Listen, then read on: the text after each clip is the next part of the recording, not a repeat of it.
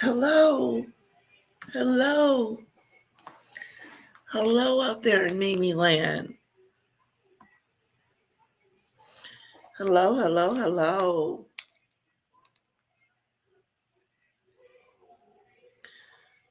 Let's see here.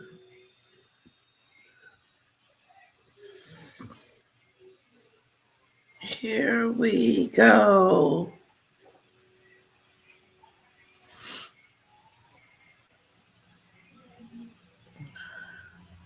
Here we go.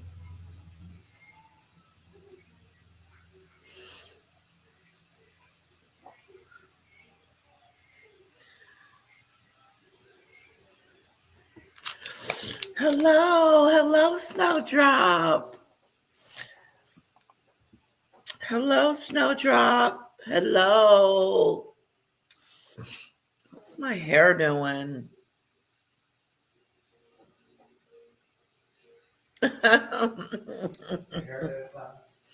Yeah, I'm not liking it.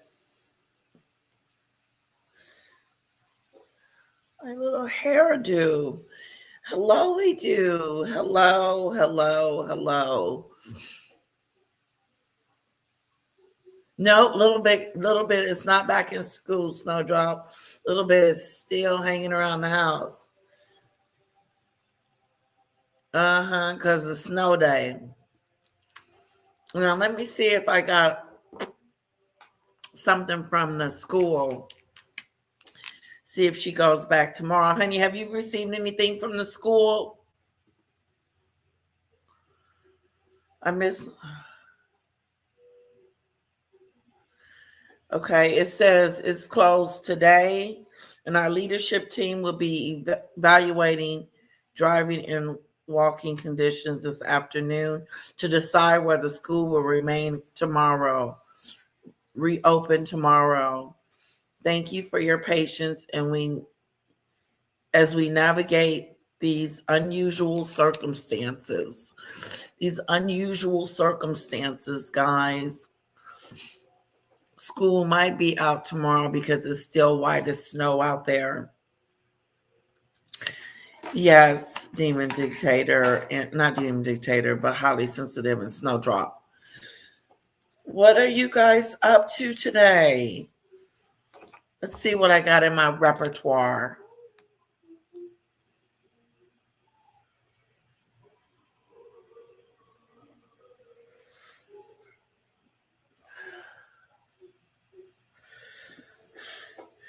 Let's see here.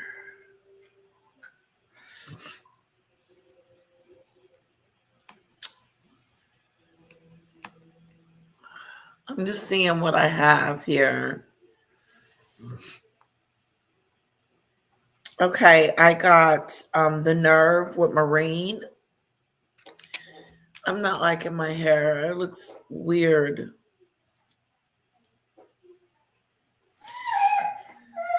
Go show daddy. Go show daddy. You trying to do it? Let me see. I don't know how to do it.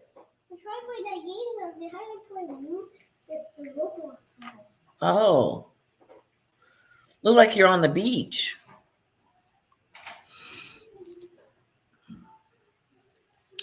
Hello, Darcy. Hello, Demon Dictator. Choo choo. Demon Dictator, I missed your note that what you sent me from Annabelle. I'm going to look out for today. She may not even be on today, but and I'm going to email Julie today. It's my little scarf.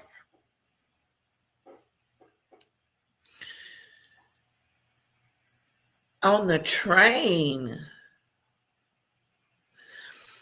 Snowdrop says she's trying to get out of work-a-do. And all y'all with freezing temps sending sunshine from sunny California. Thank you, Darcy, because it is cold.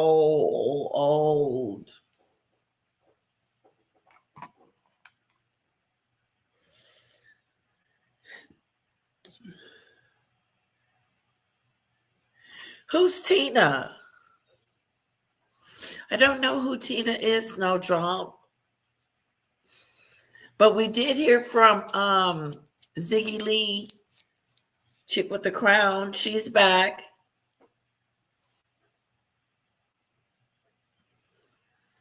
Oh, yeah. Well, I was on her show a couple of times. Tina, the aftermath. No. No. Did she send me an email?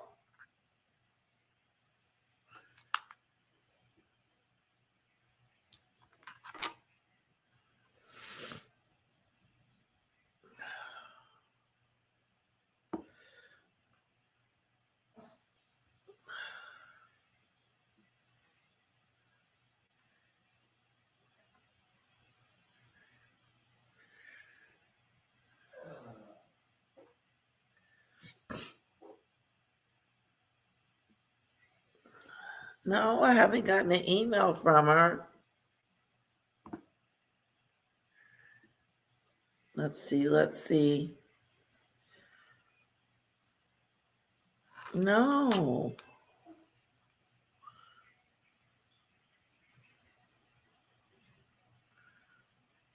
No.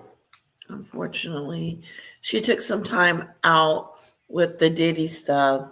No, I wondered if you could invite her and we can talk about Meg not visiting senior and maybe get her take on the Beckhams. What is going on with the Beckhams?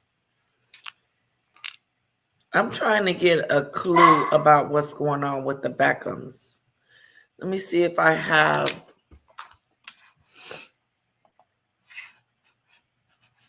Let me see what I got about the Beckhams.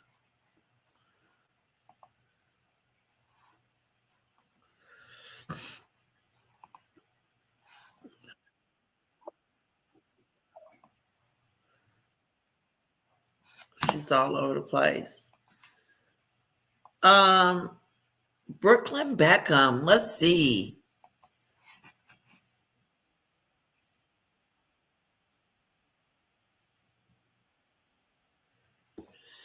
Okay, so Perez Hilton has the 411. So let's see what he's saying about Victoria Beckham, the Beckhams. Because I never knew what was going on with the Beckhams. Here we go. Perez, the queen of all media, the original influencer, and your number one source for everything Beckham family saga. Yeah, this drama has been upgraded to a saga. Not only am I an Anglophile and a royal watcher, I'm also a spice boy, a media expert, and someone who's been working in show business and the media for 22 years now. I know how things work. And I'm going to lift the curtain and share with you some secrets that Brooklyn Beckham probably does not want you to know. Uh-oh. Lots of information in this video and expert analysis after that. But first, let's start with the facts. And I think he colored his hair because of a show. That's what I heard. As you know by now, last week, the eldest Nepo baby of Victoria and David Beckham exposed his family and made some damning allegations against his parents and siblings. What? The biggest accusation is that Brooklyn believes mom and dad care more about Brand Beckham than they do him, and that they did not support his relationship with now wife Nicola Peltz, daughter of billionaire Nelson Peltz, and did everything possible to torpedo their marriage before even walking down the aisle. Oh, snap! Make a mental note of that one. Before this was elevated to saga, there was a drama, and the Beckham family drama was years. Oh my God, do you guys believe that? Do you guys believe that the Beckhams didn't like his wife and was trying to derail it? I have no idea, Snowdrop.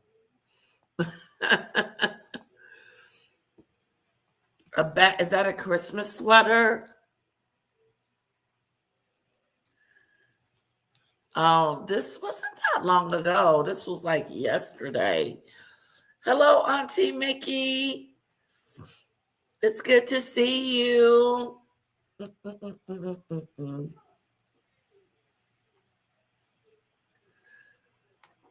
Hello to my friend Auntie Mickey. She's probably just stirring around. It's kind of early. I'm doing good, gossiping. That's all, gossiping about the Beckhams. Word on the curb is that the Beckham son is doing a Harry and Meghan. Is doing a Harry and Meghan and telling a family business about how he didn't like, the Beckhams didn't like his wife, and the mom and dad didn't like the wife and tried to derail the relationship.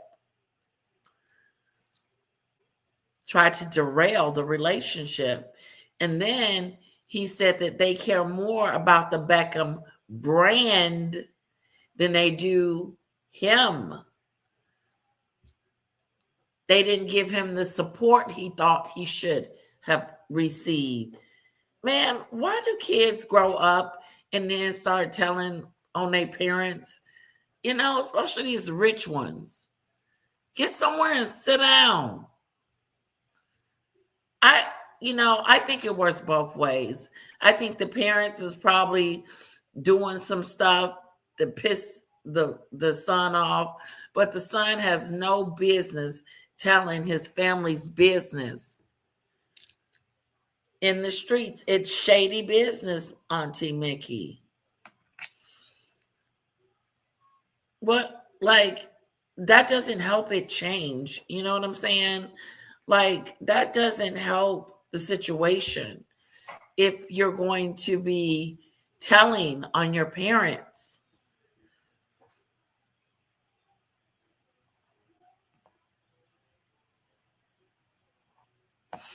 I will do that if I find out how to do it.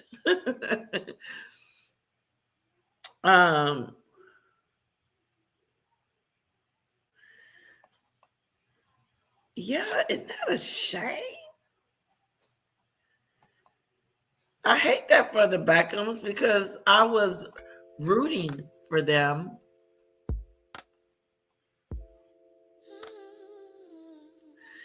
Yes, I was. I was rooting for the Beckhams, especially when we were comparing them to Meghan and Harry.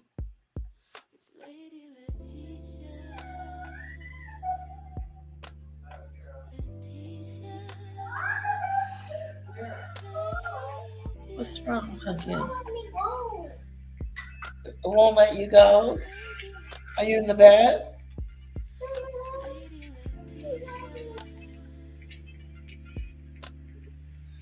Girl, I don't know. There's your name, though.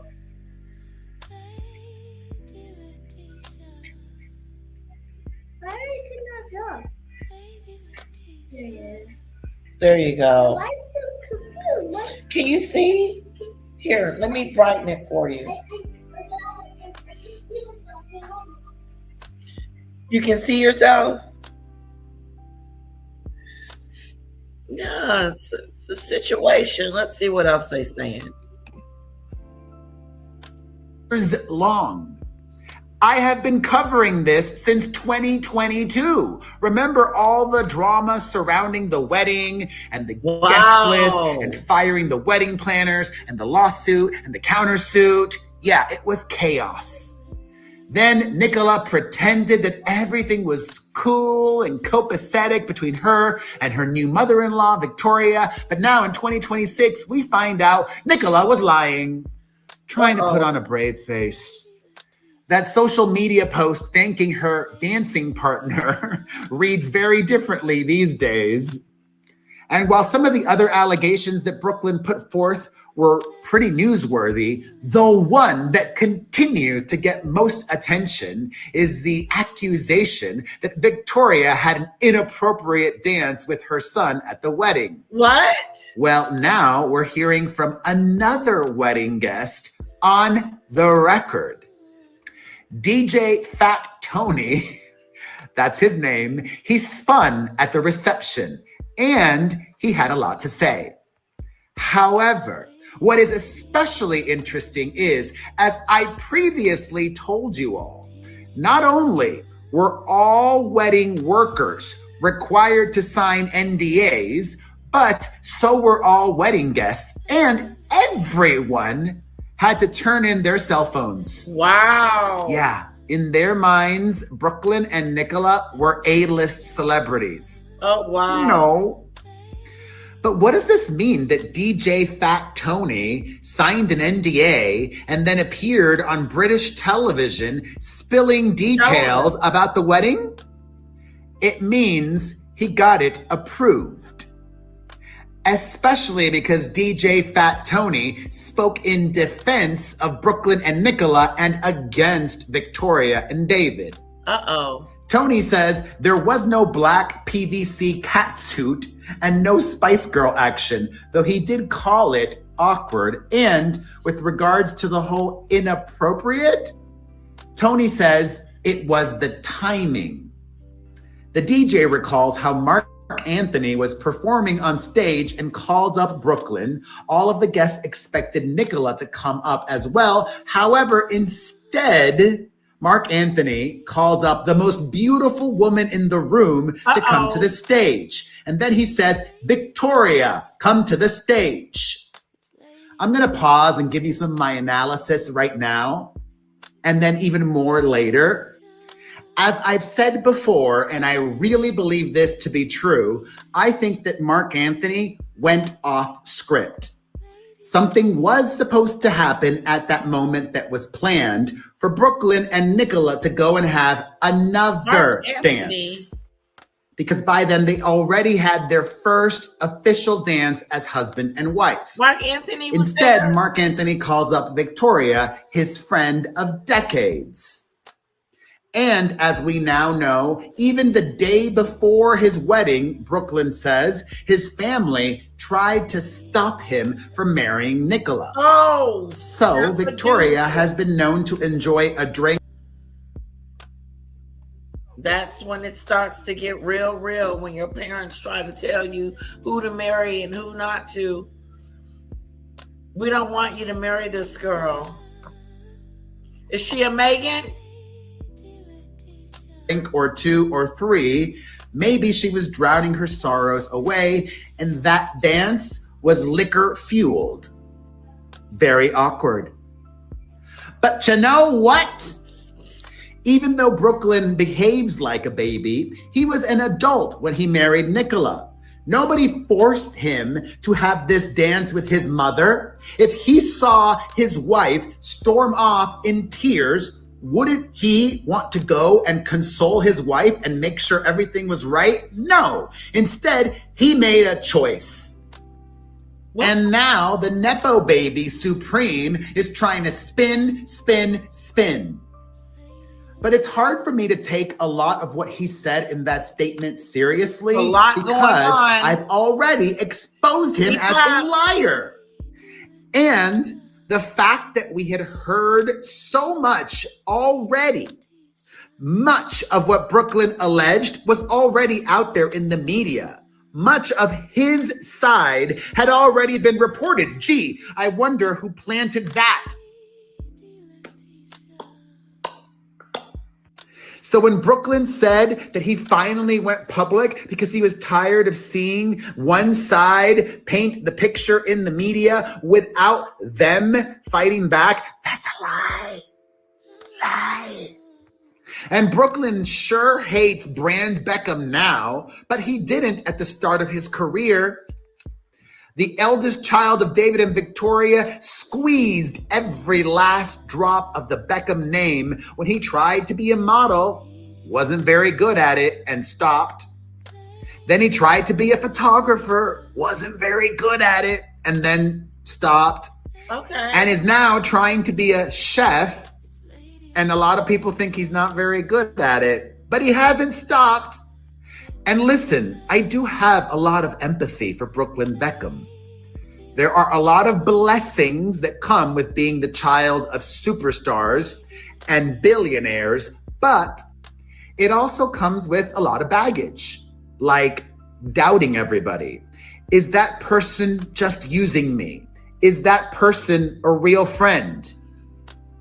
Even doubting himself. And maybe he should have doubted Nicola some more. On paper, Nicola seemed like an ideal match for David and Victoria's son, but while she may not have needed him for money, she did benefit a lot from the Beckham family name. Whoa. And many of you might not know, Nicola Peltz is an actress. Oh. Whom Victoria has supported in the past, going to one of her premieres. Wow. Not only does she want to be an actress, but she wants to be famous. This, according to the older sister of her ex-boyfriend. Some might remember that before Nicola Peltz was with Brooklyn Beckham, she dated Bella and Gigi Hadid's little brother, Anwar. Oh, wow. And Anwar Hadid's older sister, Alana, had the following to say about Nicola. Commenting on a post about the saga, Alana Hadid wrote, "That girl doesn't want privacy. She's been trying to be famous for a decade." That was a little dig, not just at Nicola, but at Brooklyn's declaration that he and his wife just want to live a quiet, peaceful life. Lies. And if all of this is giving you Harry and Meghan deja vu, well, I just remembered something from 2025. Remember the reports that Brooklyn and Nicola met up with Harry and Meghan in California? Yes. I remember. Perhaps the royals thought, oh, we relate to this so much. Let's give them some advice. Yeah, bad advice. Right. But despite everything, both Brooklyn and Nicola are walking away winners right now. And so are David and Victoria. Let me explain. Nicola is getting everything she wants right now.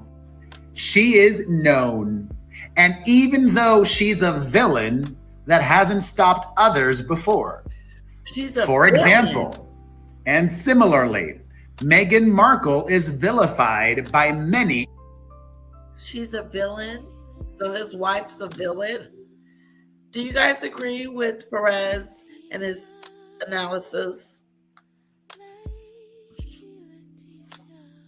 Because I haven't seen the story, and it's interesting that Meghan and Harry would be like these two, the Beckham son and his new bride. But obviously, they're telling it. He's telling their business. And what is this about his mother dancing sexy with him? How was she crying?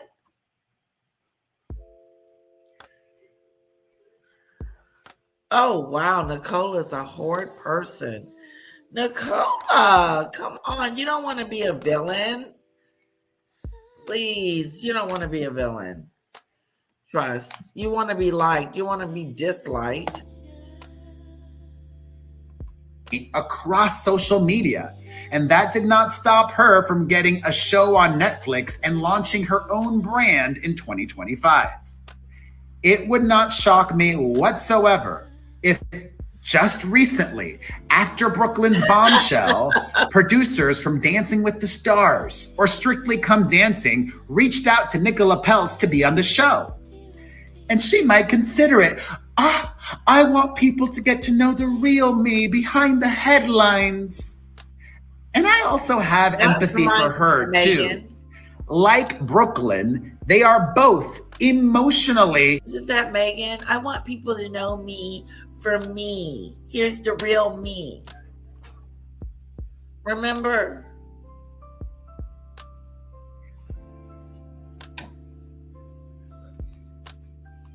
stunted and probably mentally stunted as well. The children of billionaires have been babied their whole lives, even when they're adults. Wow. They want to get a passport? They don't get a passport like us normies. There are special VVVIP services that handle everything from A to Z. You think they've ever paid their own bills or had to balance a checkbook? No. And her father is, I think, a big reason for all of this drama. Because billionaires and superstars have a lot in common. Ginormous bank accounts and ginormous egos. Oh, And wow. all are used to getting their ways. Wow. Are they got big egos? He said they got big egos. Their egos are big. The Beckham's ego is big. What do you guys think about that? I'm kind of questioning the Beckhams now that all this is going down. I'm questioning it, everything. Because I used to think that they were the golden child that Meghan and Harry would never be. But now they're having issues with their kiddos. Why are they spreading the business on the streets of Beckhamville? And when they don't, that's when the drama starts. And I also have a lot of empathy for David and Victoria. I've said this before. I think that folks who become superstars often are emotionally and mentally stunted at the age in which they achieve mega success. David and Victoria were both worldwide names by the time they were in their early 20s. And they also had their first child, Brooklyn, when they were in their early 20s. And if he's a spoiled brat, they spoiled him. And they were both exceptionally busy when Brooklyn was a baby and a young child. And they're still very busy. And Ooh, you think, see, every time somebody bring up spoil, I get scared because, you know, I have a little one and I don't want her turning out to be a little rotten egg. Okay. So I have to be careful with the spoilness as well. Oh, they're not good people. See, I thought they were demon dictator. The Beckhams are not good people. Didn't he stand in line to see the queen for the last time for hours? That was very humbling because I probably would have went to the front of the line. you see the baby? She's talentless, and David is thick as mince, and she is just talentless. Don't know anything about their kids. Oh wow! Put a 1 in the chat if you want me to move on. Put a 2 in the chat if you're enjoying it.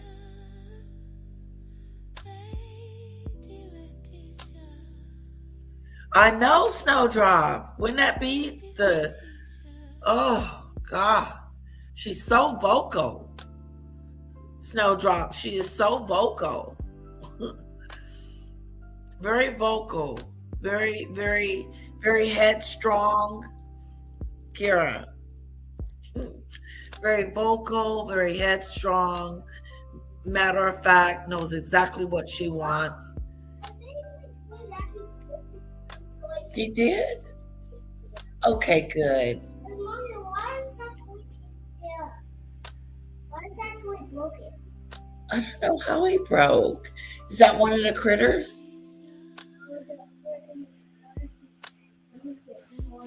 Oh, put some tape on him too. Okay, good.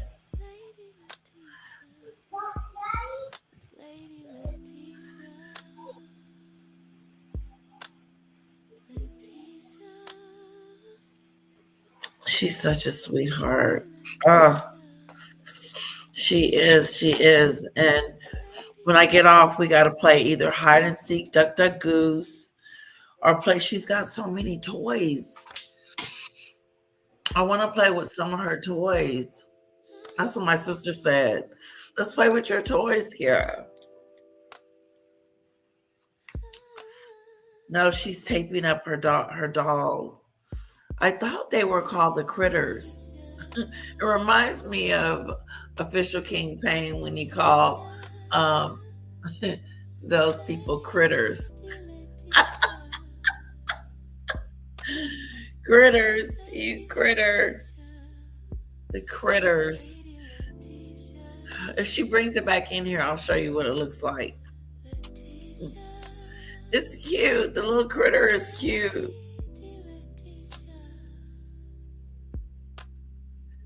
I hope not. I don't think so. It could just be my voice.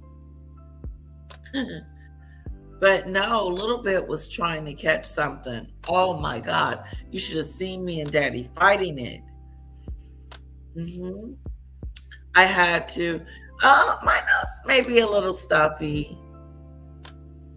I can hear it a little bit, CC. But I don't feel bad.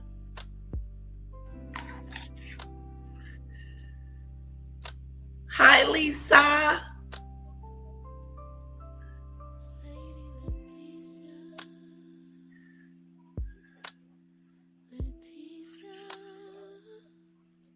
No tickets for you, Brooklyn. No tickets for you. Kira looking at me. No, I was talking to Brooklyn.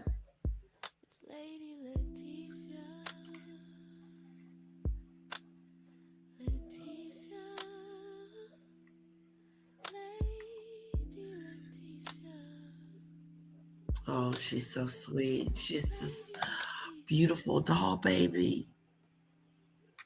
I gotta hurry up. So I gotta go play. She's getting antsy.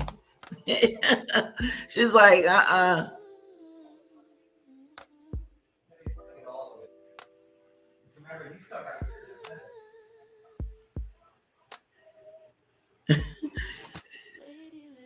Funky Dineva? No, I haven't seen any new.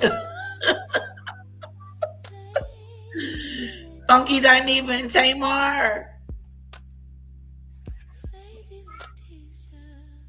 Here, let me keep playing this. While I look up Funky Dineva, okay? Maybe there's some resentment. Maybe Brooklyn wishes his parents didn't work so hard.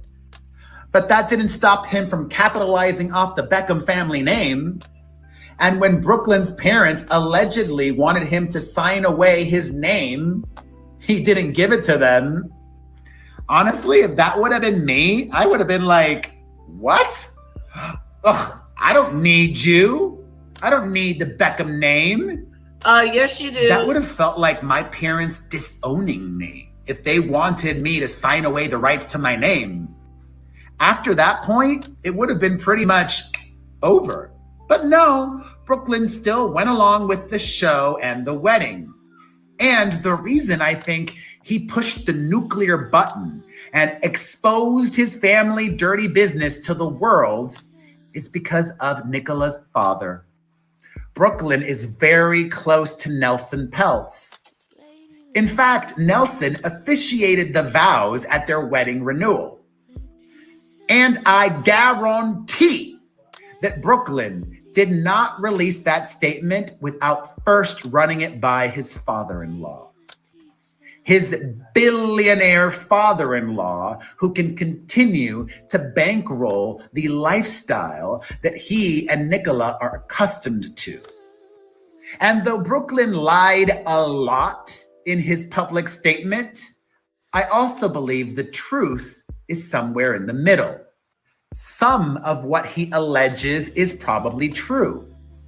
But guess what? As a parent myself to 3 young children, feelings aren't always factual, but feelings are valid.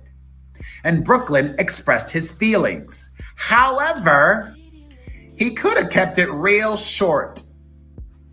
He could have just said, I feel compelled to comment on the incessant rumors and reports, most of which he planted, I think.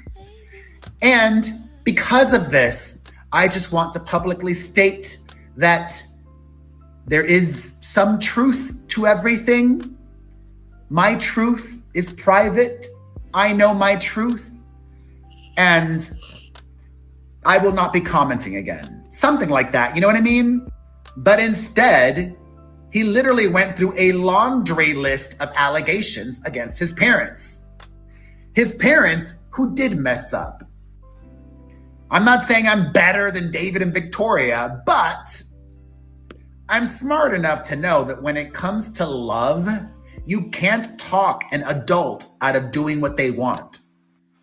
And you know me, I am an opinionated Latino with pink hair, and I don't bite my tongue. However, if I think my son is making a huge mistake in marrying someone toxic with an equally awful family, I will tell my son that once, and then my piece has been said. But if we are to believe Brooklyn, Victoria and David meddled. And more than meddled. Wow. They tried to ruin his relationship repeatedly. His relationship. And I do hope that there will be a reconciliation, but I don't see it happening anytime soon. Wow. Because Brooklyn and Nicola are the kind of couple who literally spend every waking moment together. Neither of them has a job that takes them away from the other for a considerable amount of time. They don't have to clock in at 9 a.m. and clock out at 5 p.m. They're together nonstop. And what that means is his thoughts aren't really his thoughts because they're so intertwined with hers and clouded by hers. And we know she's about that celebrity, which is why I believe the rumblings about Brooklyn and Harry. Like his... Oh, word on the curb is we got us a Meg number 2. Is that what's going on, Snowdrop? We got us a Megan number 2? Nicola, you are the villain of the family. You are starting the mess, the division. Wow. Because I would be like, no, honey, your family, they'll get used to me. But I wouldn't have came out and said that.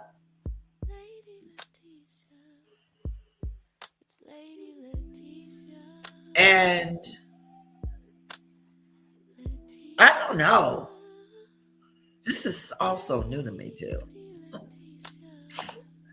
There's a lot going on with this family. Who knew? The Beckhams have been a closed shop with only brand positive stories released about them. Exactly. Until Nicola appeared. Just like the Paps leaked the royal family when Meg got involved. Oh.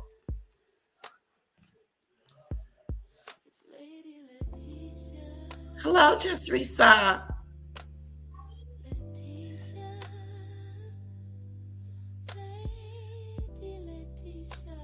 I want to say something else, but I know it's just Risa. Hello, pick it up and bend it. Meg, Blake, Amber, Nicole, and Taylor. No, Meg is in a class all by herself.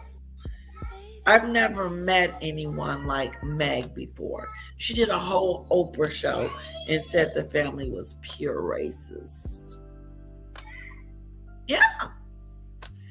Then she sends her father from the Philippines a cease and desist. Shut the up talking to me. Or I sue you. Or I do something to you. Whatever the letter was, it wasn't good. It wasn't a good pat you on the back kind of a letter. Because Junior has gone silent. We noticed it, Junior. No more videos.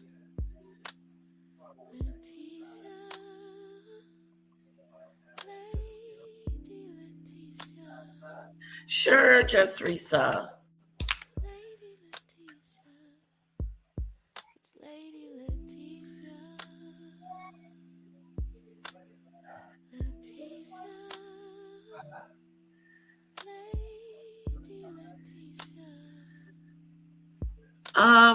I don't know what date it was. Why do you need it?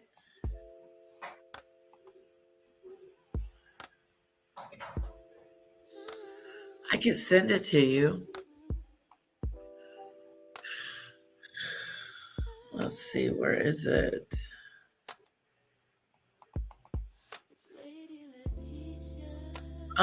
Yeah, I could try to send it to you.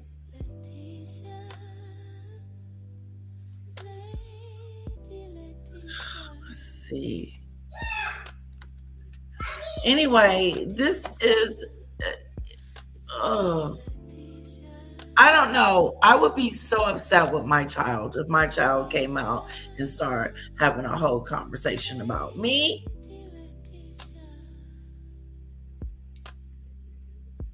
I would.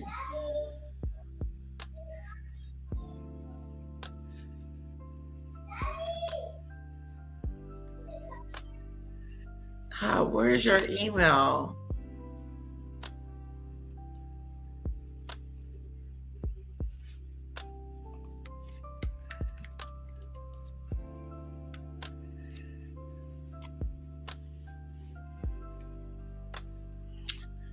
I can't find your email. Yep.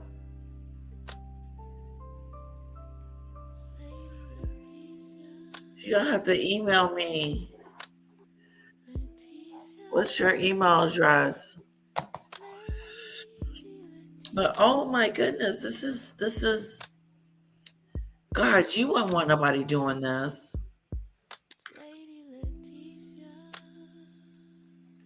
You know what I'm saying? You don't want your kids coming out on you, busting you out on the news, talking about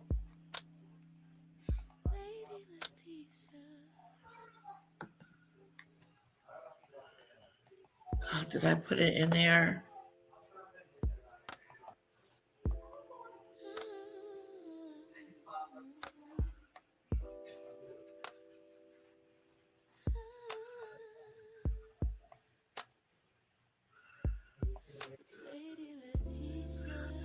Okay, it's coming.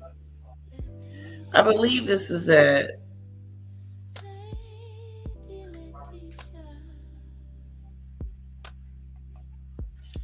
There you go, hon.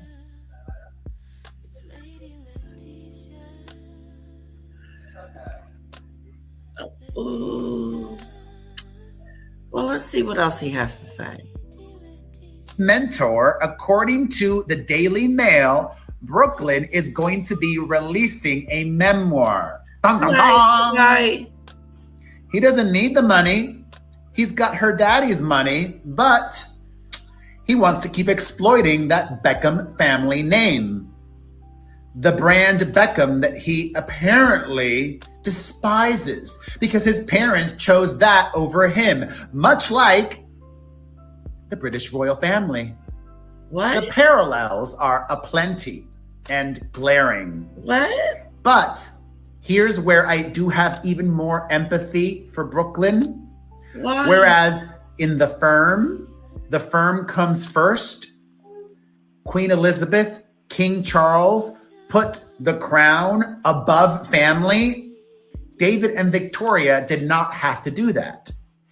If that's what they've done, I do not think which they did that.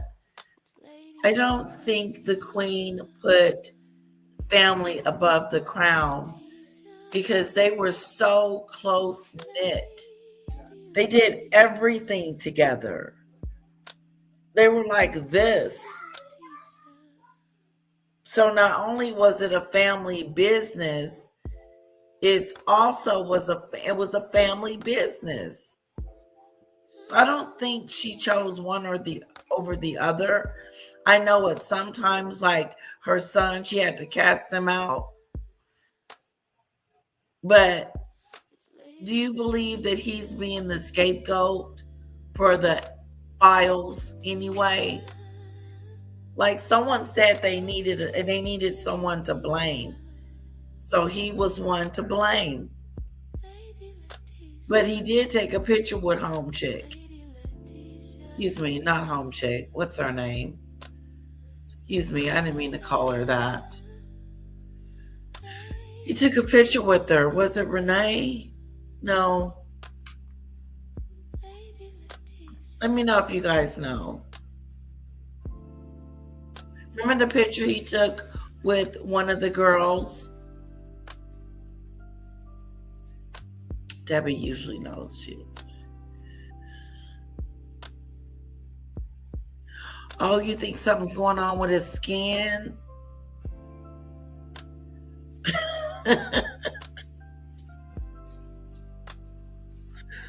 Oh. I think it's the hair, guys. Is it the skin? To Brooklyn is what they've done. And if Brooklyn does do a book, okay. my expert prediction, Perez Adamas says he and Nicola will not sit down with Oprah.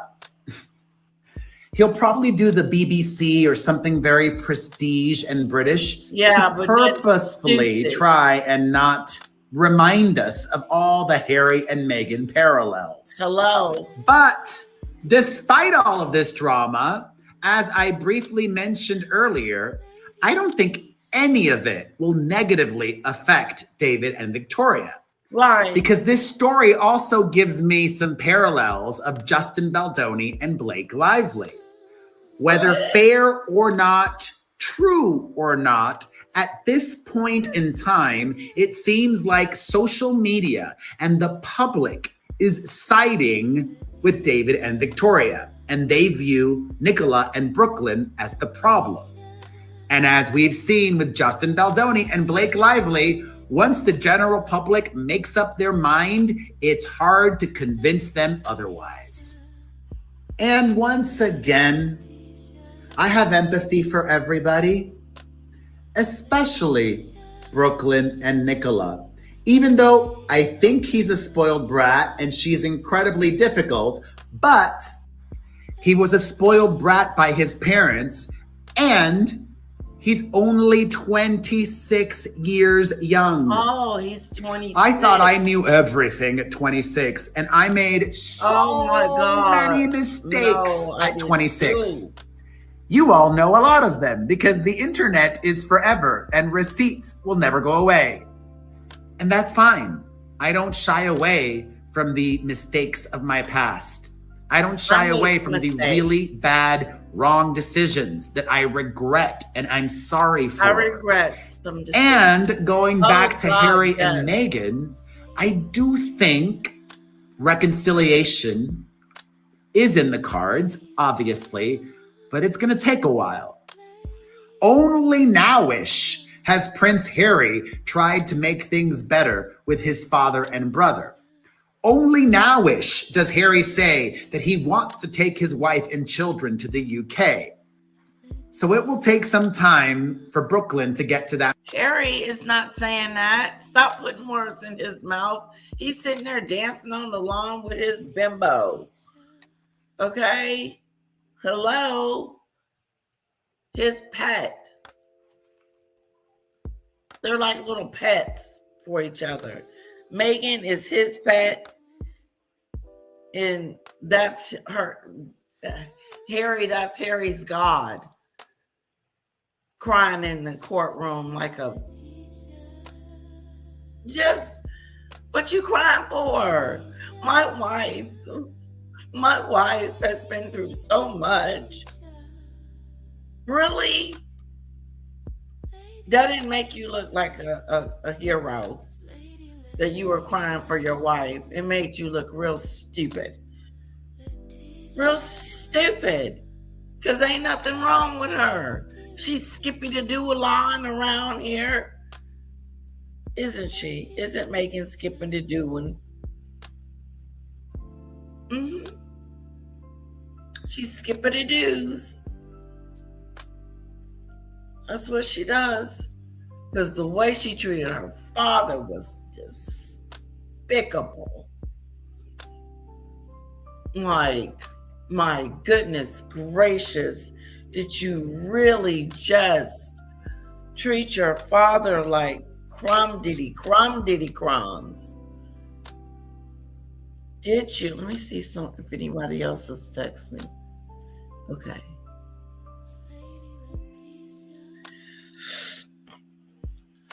No, I miss talking to Danny.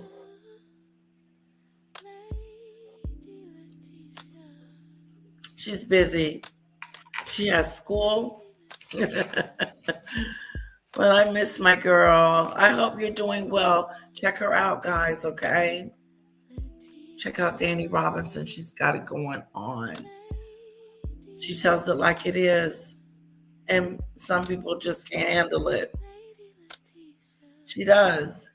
And it's weird because I see people talking about her and she's not saying anything about anyone. She's not talking about these people. But they are obsessed. Obsessed is a good word to put it. Anyway, miss you, girl.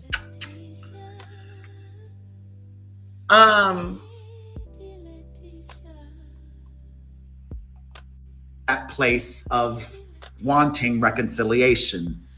Okay, put a 1 in the chat if we need to move on. Put a 2 in the chat if we need to check on Meghan.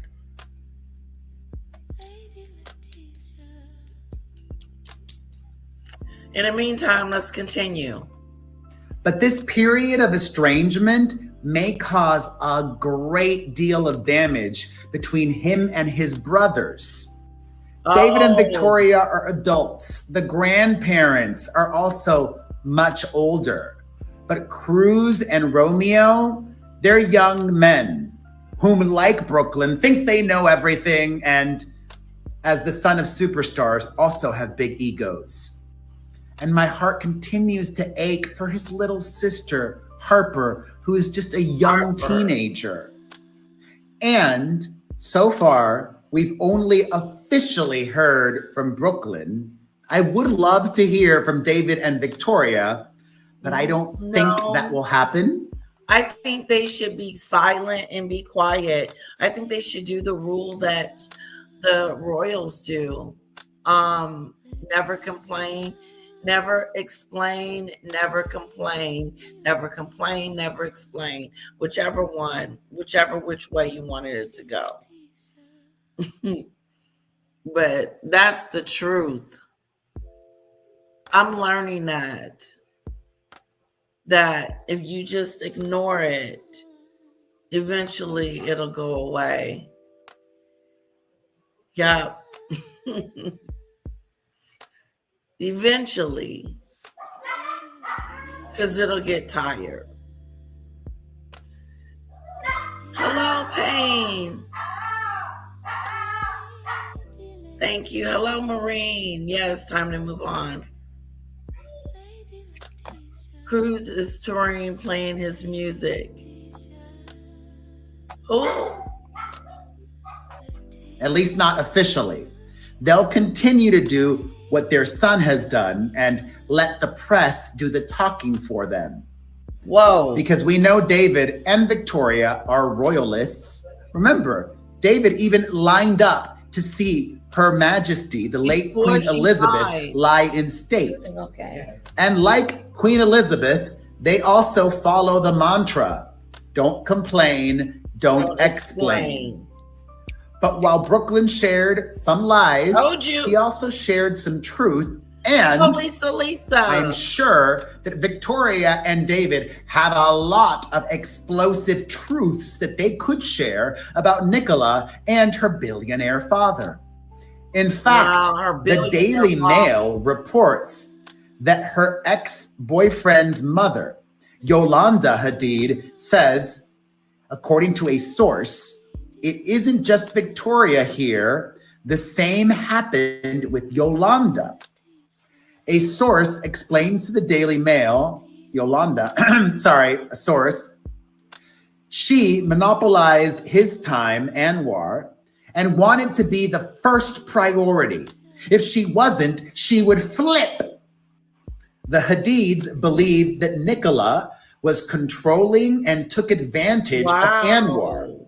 And like she is with Brooklyn, Nicola is many years older than Anwar Hadid.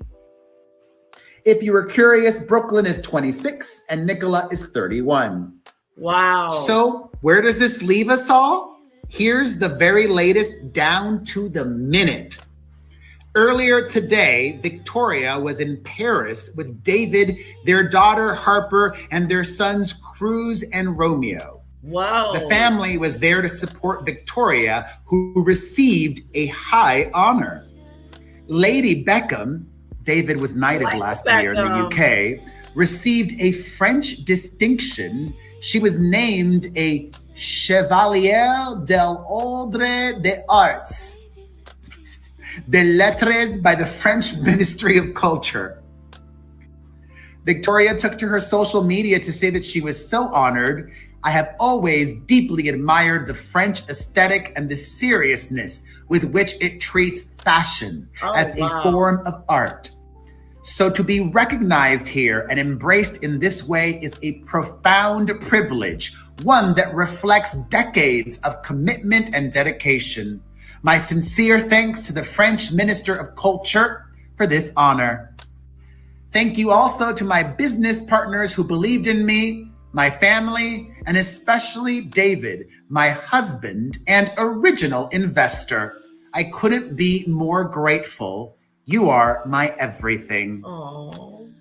This is the first official outing for the Beckhams as a family, including their kids, since Brooklyn's explosive bombshell last week. Wow. And speaking of social media, which has amplified this private family drama, Brooklyn made his return to social media after his explosive bombshell last week.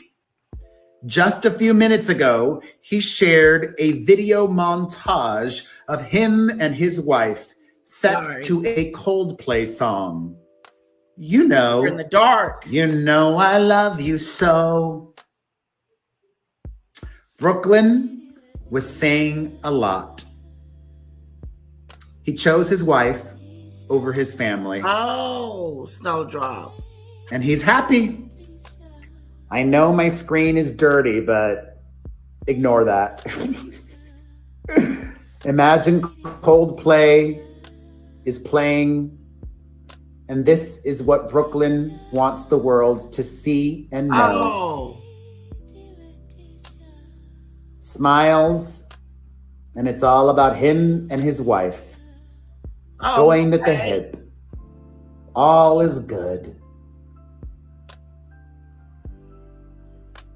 Yeah, but it's not. All is not good. I think all is not good. Family therapy could really help. I also think a lot of these ego clashes have to do with not just power and control and being spoiled, but also expectations. And a trained professional could really help. And hopefully time as well. You know what they say, time is a healer. But I will end echoing what I said previously. I really do think the truth is probably somewhere in the middle. And though Nicola is being vilified, and though she probably is difficult. She does. Kara throws tantrums. And we're like, We talked to her. No, don't do that. She hasn't been to timeout in forever. So she rarely has fits. Brooklyn is accustomed to getting his way, throwing tantrums all the time. That's resulting in him getting what he wants. Yeah, children controlling parents through manipulation will definitely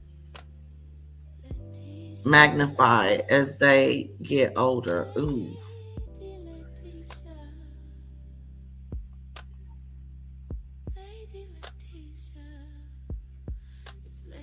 Oh, she was?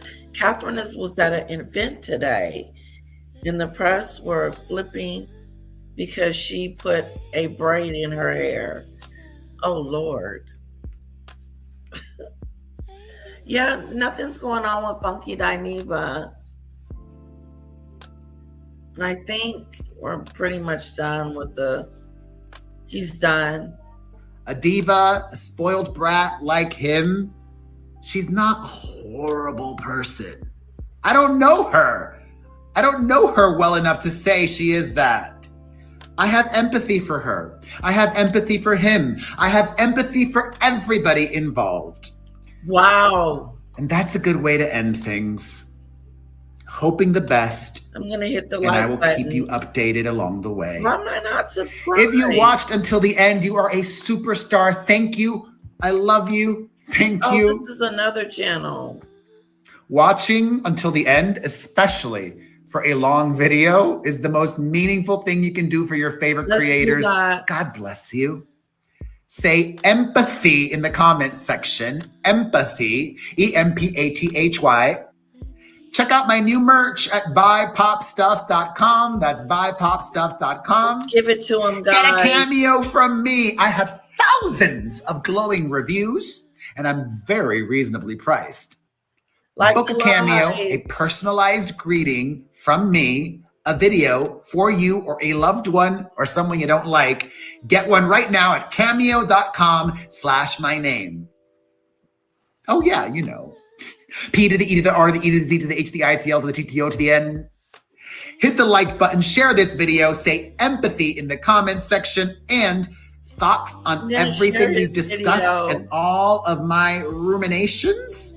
I want to hear what you're thinking. This is a lot to digest and a lot to commiserate on. Let's get to it in the comments.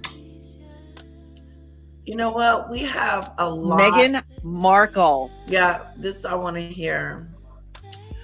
But Dan Wooden said that she had a fit, an argument. Put a 1 in the chat if you believe that Meghan had a fight. You want a little bit to be part of Girl Scout.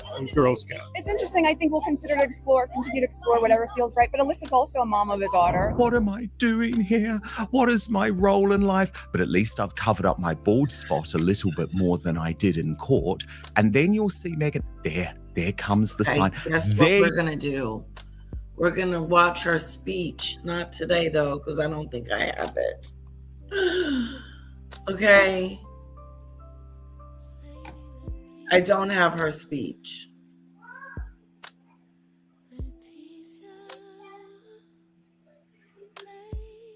Yeah, no tickets for you. I love that. Show me what to do, Snowdrop. Letitia, you can do cameos with the adus and no ticket for you. That's that stupid stuff.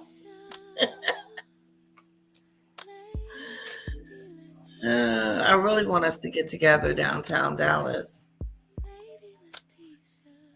But it looked like it's going to be a major get together. And I say that, but I need a sign up sheet. Who wants to come?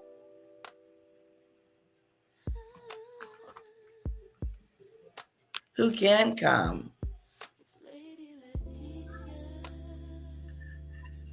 If not now, she gets to come and see Dallas. It's beautiful.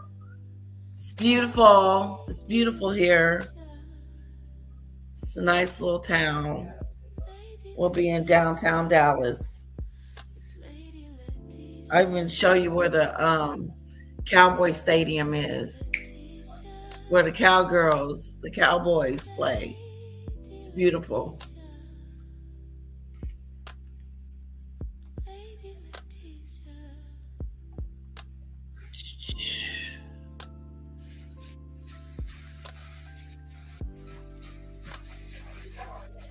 The W, yes, the W.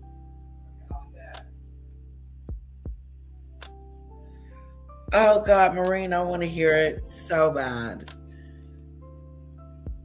You're allowed to come in, Harry. She decides to speak before the director. My husband and I and our 12 productions, we are so proud. You do not speak at a film festival before the director of the movie. Breaking. Is that true? Like, did she just be rude and start talking before the director of the movie starts talking? She thinks she's more important. Why do you think that just happened? It was a word salad festival. That's what I want to hear. I want to hear it.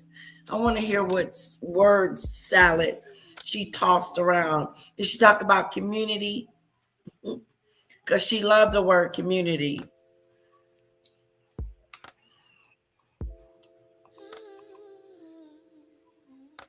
Today, Meghan Markle and Prince Harry's epic disaster at the Sundance Film Festival, where they can't even fill one movie theater, where they cannot even give an interview without snapping at the reporter and looking like an absolute cow, and where the hypocrisy reeks and the weasel words, the famous Meghan Markle word salad, cannot get around it. So we're going to analyze use the word all community. of these absolutely mortifying scenes with Brittany, editor of the Royal News Network today. But first, let me show you the moment where Meghan is clearly horrified to be asked about the daughter who she has decided to pimp out on social media virtually every other weekend. What? How's she doing? Her young daughter, she's maybe a little bit too young for Scouts at this point. Do you want Lilibet to be part of Girls and Girl Scouts? It's interesting. I think we'll continue to explore whatever feels right. But Alyssa's also a mom of a daughter. As Nancy Sidley put it, I think accurately, Meghan gets extremely uncomfortable, in my opinion, whenever asked about the kids. So she's proven the only time she would give information is when you're paying her. While she couldn't be more obvious, no information for free people. And then how about the great dichotomy of the fact that we have Prince Harry That was the silly in the High Court in the Give it up for UK them. saying, goodness me, my life has been destroyed by the fact that people want to write articles about me.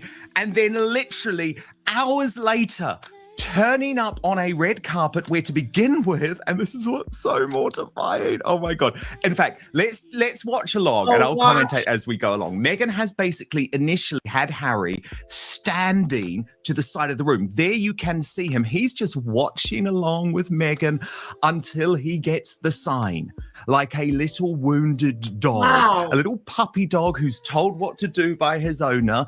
She's loving all of this without Harry, of course. That's the director of the movie. And then you'll see Harry, he's still watching on his own. What am I doing here? What is my role in life? But at least I've covered up my bald spot a little bit more than I did in court. And then you'll see really Meghan, there comes the sign. There. God, did you see him at court? He needs to cut this. It's time. Somebody need to whisper in his ear, Harry, cut it. Because it looks weird. Looks like a moon pie. And then he's got this on the side. It really makes him look older. It's not sexy at all. Meghan, tell him to cut it. Quit hanging on to it. Oh, and then I guess this is the part where she tells him, come on, You can speak now. I don't say that I don't hate the jacket. I'm not hating on the jacket. You're allowed to come in, Harry. Come in and do your bit. Pretend that you like the director. Give her a hug.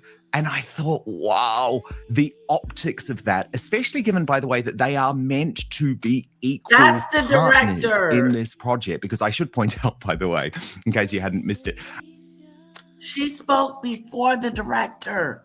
Guys, hang on to your seats. How is she going to do that? How? How is that possible? How are you going to speak before me? I'm the guest of honor. It's rude. It's a rudy duty. Isn't that rude? the reason they're at the Sundance Film Festival is because these two are having to sell their movie, Cookie Queens, which Netflix chose not to pick up as part of their first look deal. So I thought that was very telling on the red carpet. Huge awkwardness. Meghan's obviously loving it. Harry, miserable as anything. And as Meghan's mole put it, wasn't... Oh, wow. Netflix kicked him to the curb. This is some other stuff to the side he do. Have you guys even seen the cookie thingy? What the hell is this? Can someone help me? I'm gonna drop the link. Hell, maybe someone can come up and explain what the hell this whole thing is about. And maybe he is explaining it, but I'm not getting it. It just looks... What movie? What show? What cookie cutter?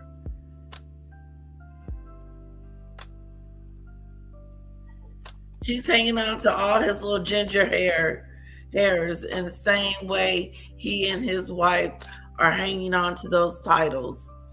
Yeah. Yeah, they are introduced as the Duke and Duchess of Sussex. It's really something.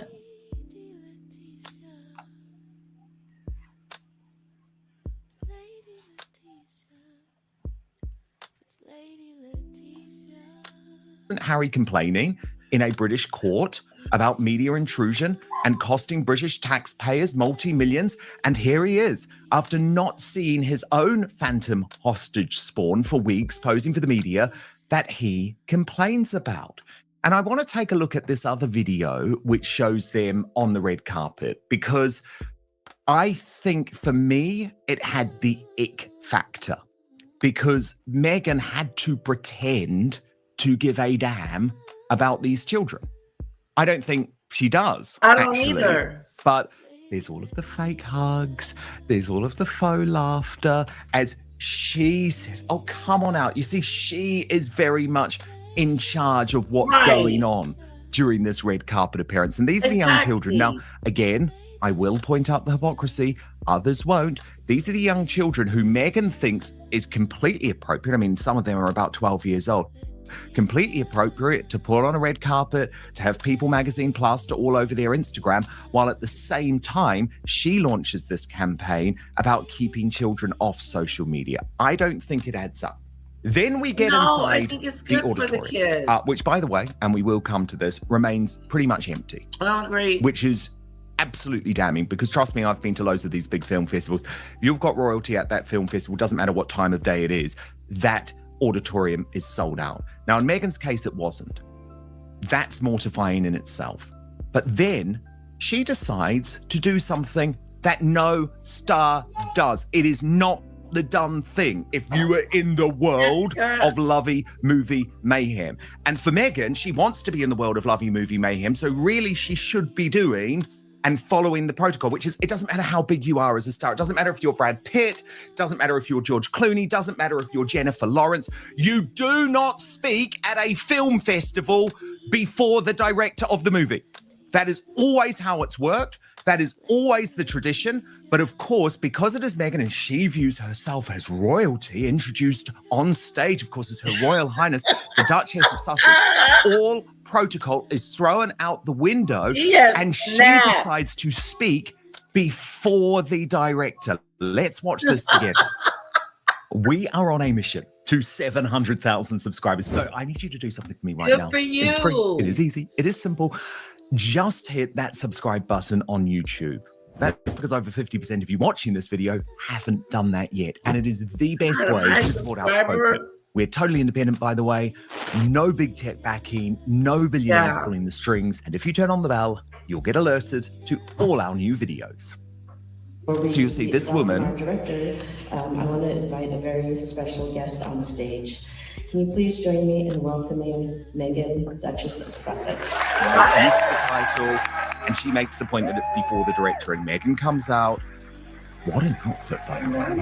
How does she not dress up? So you'll see this woman. Our director, I want to invite a very special guest on stage. Can you please join me in welcoming Meghan, Duchess of Sussex? So use the title. And Oh my God, I'm sick. The Duchess of Sussex. Look at this. Girl, you stole that name from the Queen. Them ugly pants. I do not like them. Your oversized shirt. What happened to the jacket? What happened to the jacket? Look at this.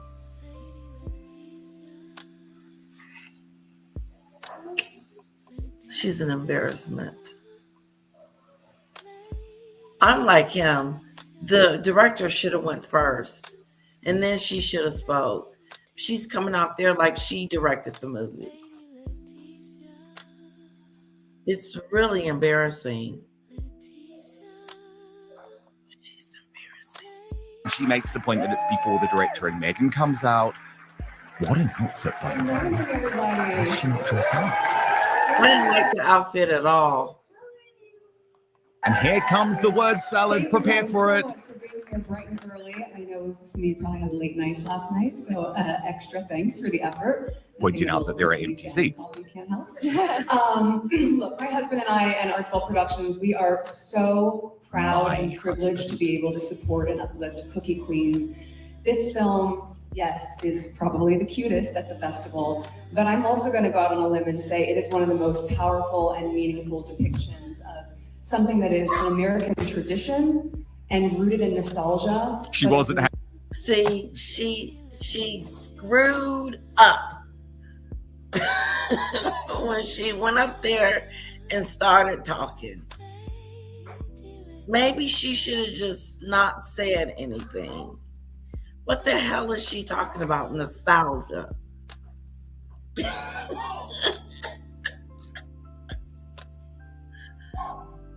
She act like she is rehearsing something. Kira?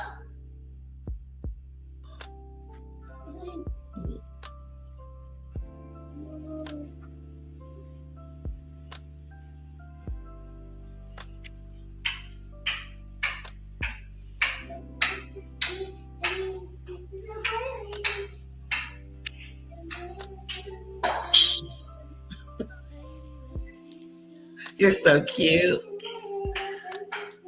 Are you singing?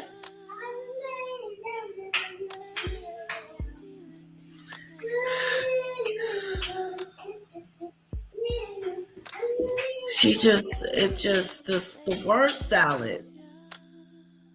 Word salad. Archwell Productions, we are so proud and privileged to be able to support and uplift Cookie Queens. Title, and she makes the point that it's before the director, and Meghan comes out. Got on. What an outfit, by the way. How does she not dress up? And here comes the word salad. Prepare for spoken. We're totally independent, by the way. Guest on stage. Can you please join me in welcoming Meghan, Duchess of Sussex? So use the title, and she makes the point that it's before the director, and Meghan comes out. What an outfit, by the way. How does she not dress up?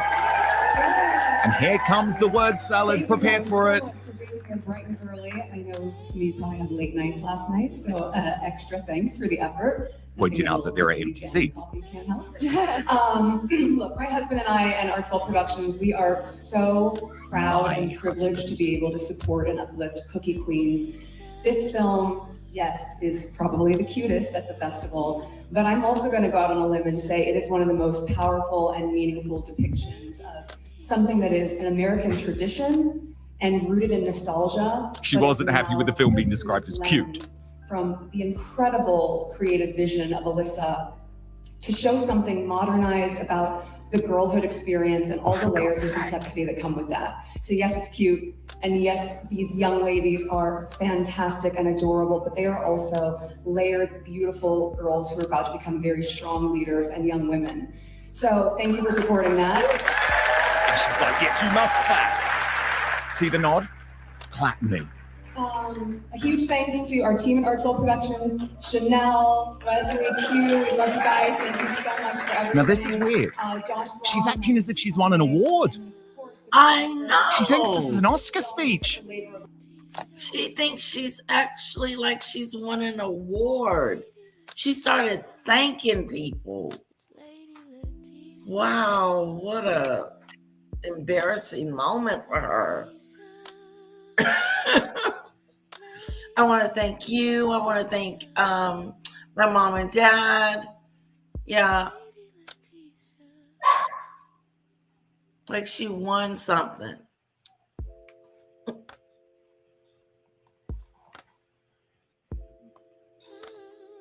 Also layered, beautiful girls who are about to become very strong leaders and young women. So thank you for supporting that. And she's like, yes, you must clap. See the nod? Clap me. A huge thanks to our team at Art12 Productions, Chanel, Wesley, Q, we love you guys. Thank you so much for everything. Now this is weird. Josh Brown, She's acting as if she's won an award. and of course the producers. She thinks this is an Oscar speech. Labor of Love Meghan is at this festival to try and sell the movie. With all of the hundreds of hours of trusted fly-on-the-wall material that they were able to capture with these families that let them in and allowed them to show and share their lives and their loves.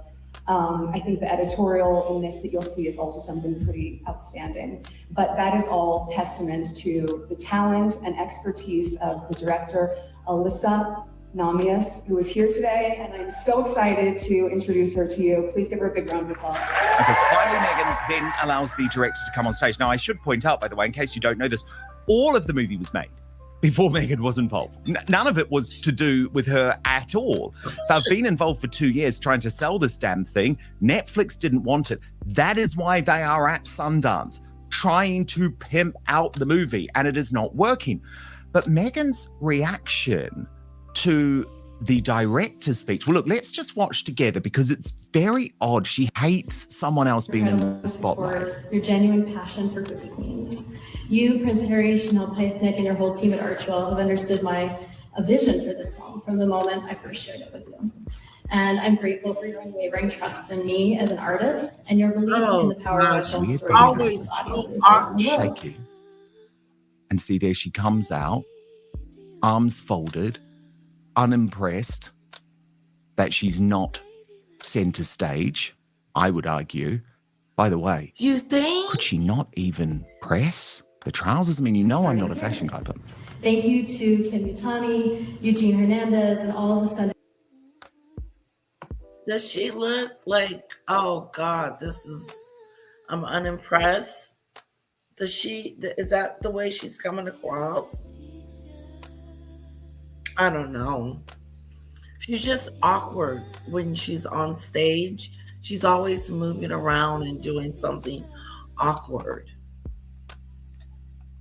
Sundance Film Festival programming team, the Institute staff, and volunteers. The last time they were on stage with Harry and she ran up on it was just weird. She's awkward.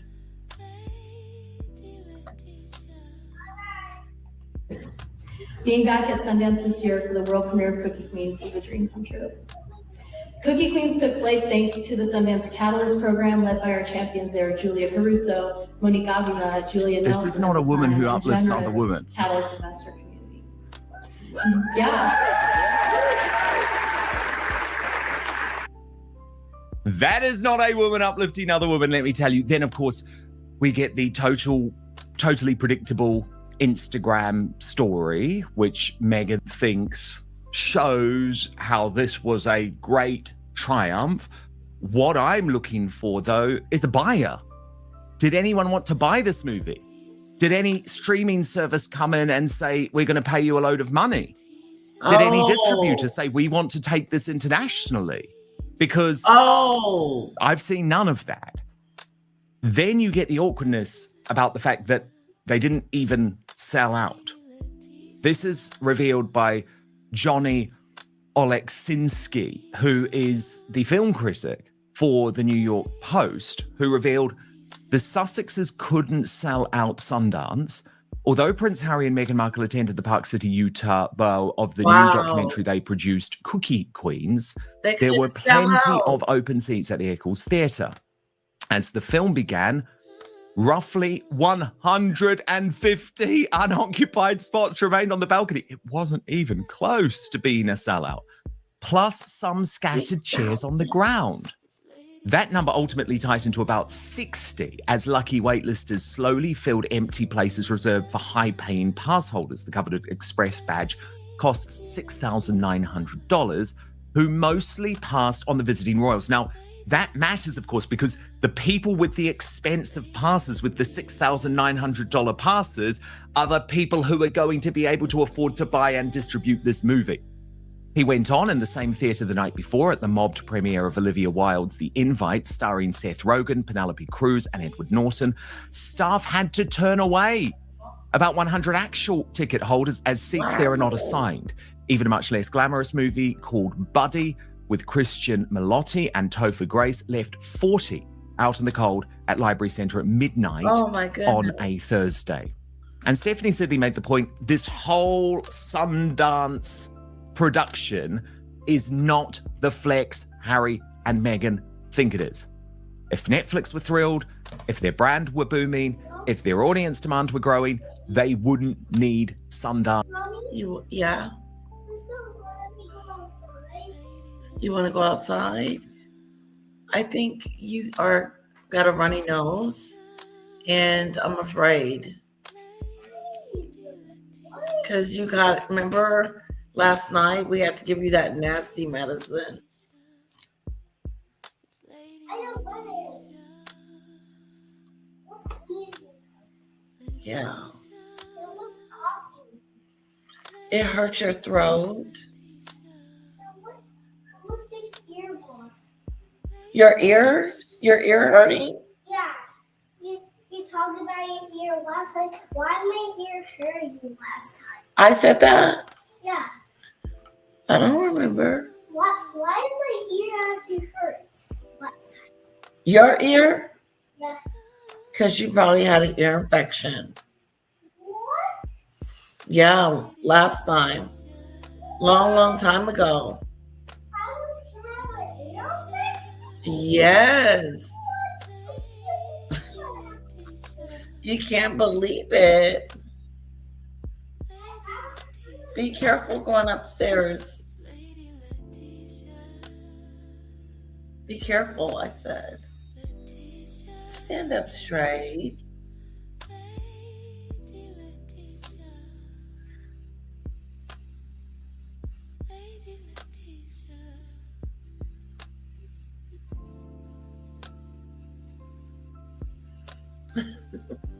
Anyway, little bit. Body language. Susan. Yes, sweetheart. Yes, I am. Very, very soon. Him too. I am.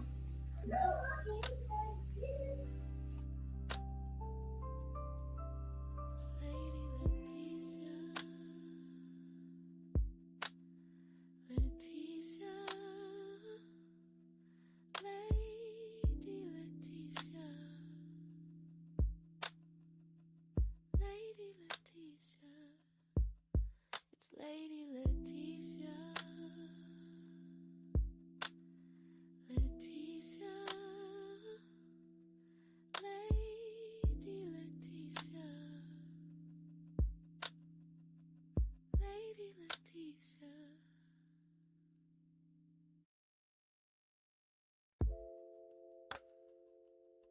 chance to validate them.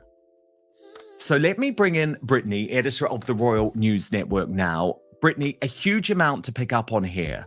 But again, what we see is a disaster appearance.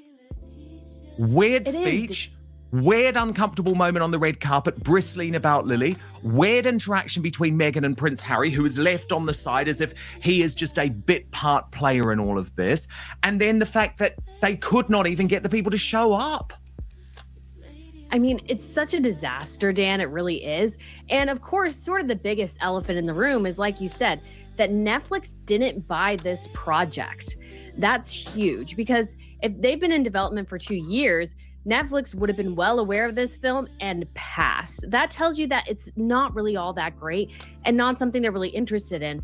And in the grand scheme of Hollywood, Netflix is king. Netflix is the biggest streaming service. They have the most money to invest. And so that they are not all that interested in this is just absolutely astounding, but also shows that Harry and Meghan have a dismal track record when it comes to their documentaries. They do not do well. We've had this just be explored with Love Meghan. And then I did double check, because they had been producers on, I think it was called The Mikasa Kids or something like that. That didn't even chart at all in the top 7,000 titles from Netflix in the last what we watched. Everything Harry and Meghan is attached to is middling at best. It doesn't do well, especially their nonfiction series. And I think broadly, Netflix is done with anything nonfiction related to them. I think they'll give them some pass on fiction titles. But for right now, Harry and Meghan, they can't sell seats. Meghan can't sell product. They can't sell. People watch them to watch the train wreck. They're not actually invested in Harry and Meghan, except for a very small few loud minority group of people. Everybody else is sort of done with them. And Brittany, that speech, as you posted, I don't think Meghan Markle ever saw a microphone she didn't want. I imagine she's sharing about the one weekend she spent in the Girl Scouts, spinning into some dramatic tale about resilience, feminism, entrepreneurship, etc. Very typical and very empty. Now, Brittany, I found that speech super weird, because to me, as someone who has read how this woman reacts to things, it was obvious that she wasn't happy with the fact that this movie had been described as cute. She didn't like that. Like, for her, this movie obviously has to represent some form of feminism. It does. She wants everything to have depth and have this great meaning and everything. And sometimes that's just not the case. And honestly, probably the best way to sell the film is as it's cute. It shows cute girls. They are kind of growing up in girlhood, these sorts of things, and going through the Girl Scouts. But it's very weird and odd that on the red carpet, obviously, and through this film, Meghan is promoting the Girl Scouts. And yet she won't commit to her own daughter being in the Girl Scouts, which goes to show and prove, I think, that all this gobbledygook she likes to share about the importance of the Girl Scouts and what it teaches you and everything is just complete nonsense, because she obviously just doesn't really care. And I'm still confused as what she means about when she said, I hope you like it, the editorial or something about the movie. And I'm like, editorial? What do you mean by editorial? Maybe I'm just not well versed in the minutia of like film reviewing or whatever, but I didn't know what she meant by editorial, because I think news and editorial. But I don't think Meghan really knows anything about the film industry, to be quite honest. She's attempting to make it. It's not going well. And everything she does has to be self-referential, which means that she can't evaluate whether a project is good simply based on its own merits. She promoted it as reflecting her and her I haven't experience, seen the film, which is very minimal. And so when she's I haven't seen the film. I was trying to get into the speech of things, but it went very quick. And now Brittany is killing it. she's asked personal questions about it, she can't really answer. And when it comes to selling this movie, she doesn't really have the ability to sell it because she was only a Girl Scout for 5 seconds. And so this whole thing is an absolute train wreck. And she and Harry continue to prove why they haven't made it in Hollywood. Right. She doesn't have a good eye, Meghan. Harry should just be in parentheses at this point because he's pretty much useless in this industry. Yeah. And he's and they just can't pick good projects. And this is another example of how they're not doing good.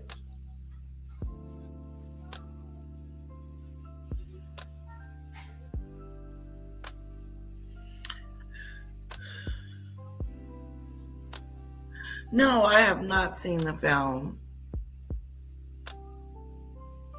I don't think I would like it here either, Lee. It's the Girl Scout movie. It's a documentary about Girl Scout cookies.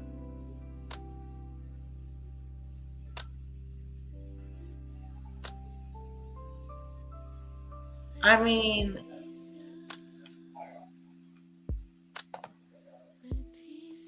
wow.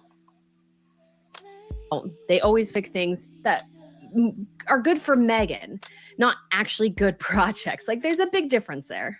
100%. But Brittany, I mean, there are certain rules that you follow if you're playing this game. And Meghan had to insert herself before the director.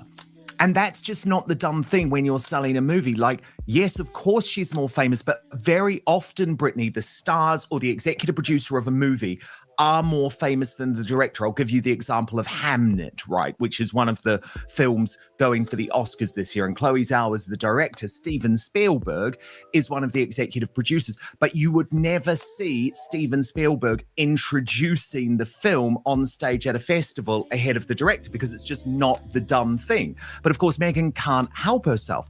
Now, of course, if she wanted to speak, she could have spoken after the director because then she would be following protocol, film festival protocol. And look, some people might say that type of thing is ridiculous, but I think it just shows you how for Meghan, she doesn't give a damn. It has to be her first, at the forefront and at the center of everything. But first, quick gut. First and foremost. And again, she's made this project quite personal and how she's promoted it, talking about her experience in the Girl Scouts. Again, very, very minimal. It looks like she did it for maybe a couple of months to a year, and that was it. She has made it so personal. And so she's really had this personal angle on it and is thinking that if she gets herself out in front of this, the project will sell. But again, we've seen endlessly at this point that Meghan Markle does not sell. Yeah, she can't convert. Selling. She doesn't sell. She's not popular. I said it yesterday. Not popular at all. Missing the mark every time. Customers. And so for her to go up there, she definitely seems like she is going outside of the norm just because, oh, I'm a duchess. And right. I'm sorry, but aren't her and Harry producers on this? Right. Why isn't he up there? Of course, it's because it's a female-led, female-centric product. And Meghan is obsessed with that notion. Everything has to be about her and Lily. You know, Archie and Harry just don't even seem to comply or seem to be important to her in this aspect. Everything seems to be about her and how it reflects on Lily as well. And so, yeah, she is more than willing to barge up there on stage, grab any microphone. I mean, Meghan's greatest love affair is a microphone. And so she is more than willing to go up there and give let's say, her prep Oscar speech because she thinks she's a great achiever there when it comes to cinema. And she is just not. My husband and I. You know, it is so telling, isn't it, that line? A couple of smaller notes on this, Brittany, from Queer Lips of Truth. This year begins with fashion failures by Meghan Markle. Her failures are starting to show on her. Lots of people saying this was not a good look. And as ever, we have very creased trousers. Brittany, I know you're a bit of a fashion doyen. Did you pick up on that?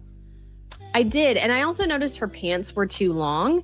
Especially in the second day, the pants were over the shoes and kind of pooling because they were a bit too long. And of course, she has enough money to get her jeans tailored to her. And that would be preferable because you actually look a bit better. And then she shows up in this horrid coat that looks awful, makes her look pregnant. It's huge. It just doesn't even fit well. And then her grand outfit after that, she takes it off. She just has a crew neck sweater on tucked into a pair of jeans. And it's like, there is absolutely nothing stylish or interesting about that outfit. That's about what I wore in Denmark. I chose crew neck sweaters and jeans just to go out in the day to day.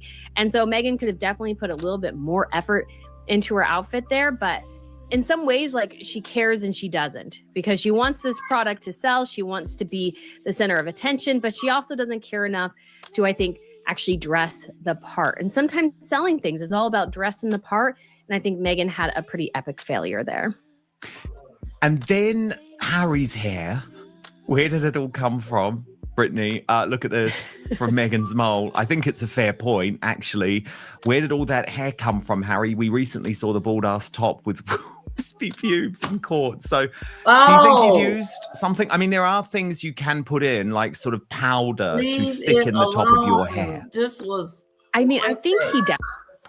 Look at that. That's what he looked like when he was at court. Then this is what he looks like on the picture. It's like they added some redness to it. He needs to cut this off. When I was on Suits, Demon Dictator, maybe next week, or even I'm gonna get the full tape-a-do. Definitely could have done that, Dan, but also as well, like, in the light of, let's say, an outdoor light, because what we also saw, Harry was walking outdoors in the court, so you could see the back of his head, because actually the back of his head is the worst. He has kind of a thicker wisp up front, which he kind of can maneuver to make his hair look a little bit thicker. It's really the back of his head when he turns around where it's really like, oh, that's bad. And so he definitely could have maybe sprayed something in to make it look like a smidge thicker, but you know, you can't hide from the actual cameras, Harry.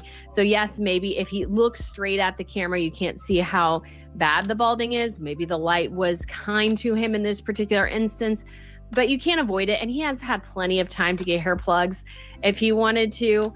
But for him to complain at all about baldness or his brother's baldness, like, come on now, you're getting pretty bad there, Prince Harry.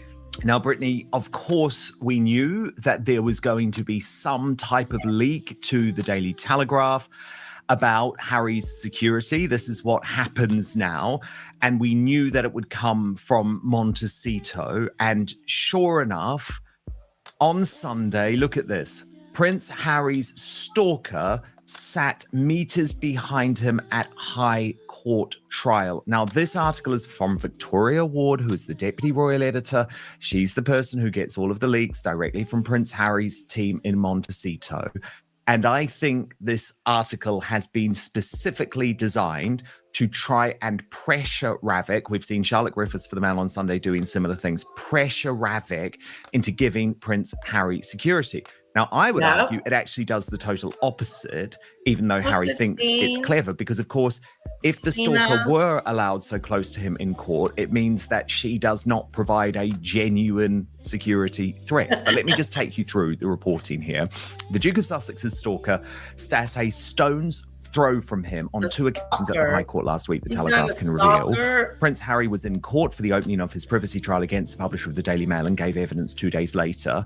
It can now be revealed that the known stalker, who is understood may be suffering from mental health issues, as I've always said, you'd have to have mental health issues to follow Prince Harry around the world, attended the hearing on 2 of the 4 days the Duke was in court, taking a seat in the public gallery a few meters behind him. On both occasions, the woman, who was on a list of known fixated individuals drawn up by a private intelligence company for the Duke, was immediately noticed by his private security team, who alerted court security staff. So can I just say, by the way, how lovely that if you're a fan of Prince Harry, he decides to put you on a fixated individuals list. But a source close to the Duke said there is nothing they could do.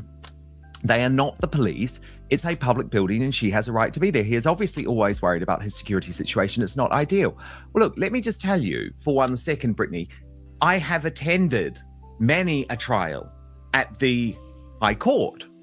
And for anyone to enter, certainly a member of the public, but anyone to enter that building, including, by the way, the judges, the cases, there is airport security, okay? So that woman was clearly not armed. She posed no danger. The courtroom was filled with security guards, but she didn't have a weapon.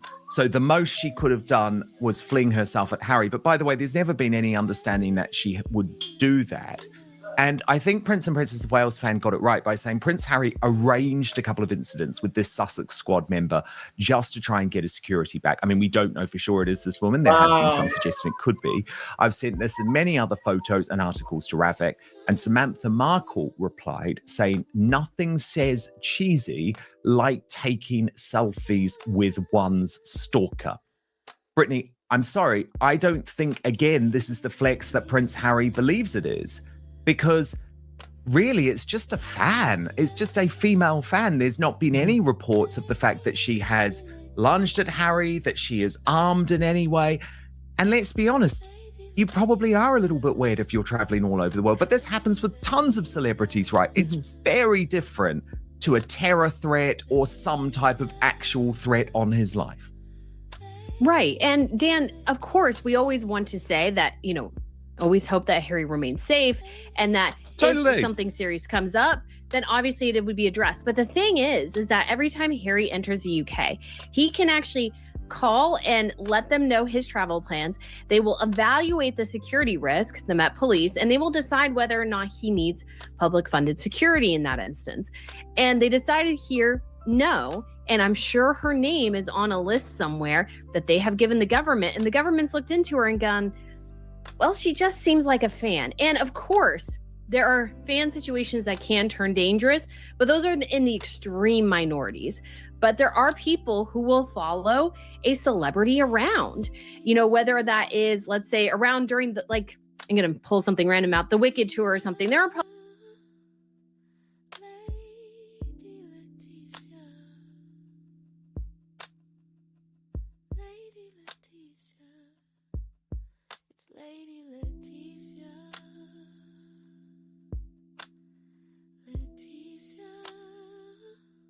Sorry, I want to show you guys this really quick.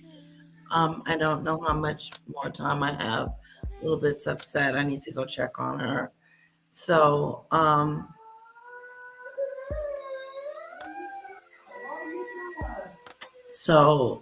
let's see if we can get through this. Welcome our director. I want to invite a very special guest on stage.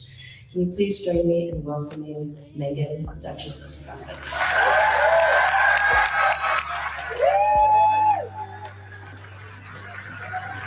Good morning, everybody. Thank you guys so much for being here bright and early. I know some of you probably had late nights last night, so extra thanks for the effort. Nothing that a little cookies and coffee can't help. Look, my husband and I and Artwell Productions, we are so proud and privileged to be able to support and uplift Cookie Queens. This film, yes, is probably the cutest at the festival, but I'm also going to go out on a limb and say it is one of the most powerful and meaningful depictions of something that is an American tradition and rooted in nostalgia, but is now put through this lens from the incredible creative vision of Alyssa to show something modernized about the girlhood experience and all the layers and complexity that come with that. So yes, it's cute. And yes, these young ladies are fantastic and adorable, but they are also layered, beautiful girls who are about to become very strong leaders and young women. So thank you for supporting that.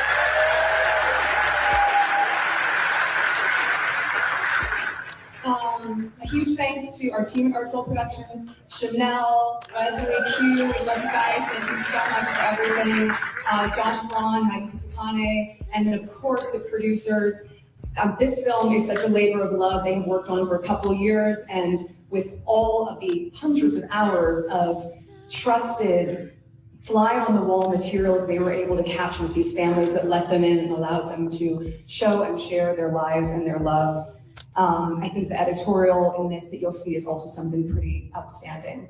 But that is all testament to the talent and expertise of the director, Alyssa Namias, who is here today, and I'm so excited to introduce her to you. Please give her a big round of applause.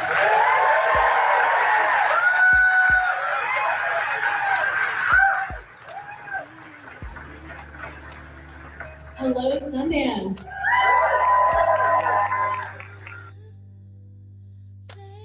Before we welcome our director, I want to invite a very special guest on stage. Can you please join me in welcoming Meghan, Duchess of Sussex?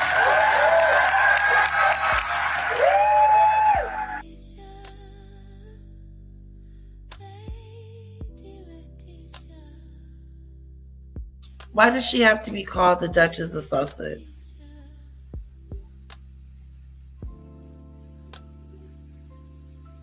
Oh, he did, I bet. We'll do that one tomorrow. I'm 2 hours in, guys. Good morning, everybody. Thank you guys so much for being here bright and early. I know some of you probably had late nights last night, so I won't do it to you guys. I won't have you listening to it again. Honey, is she good?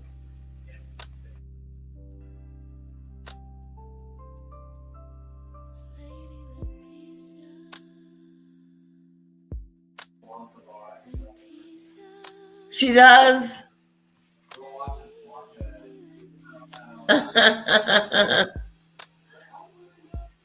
That's cute. Kara wants a golden ticket from the Willy Wonka movie.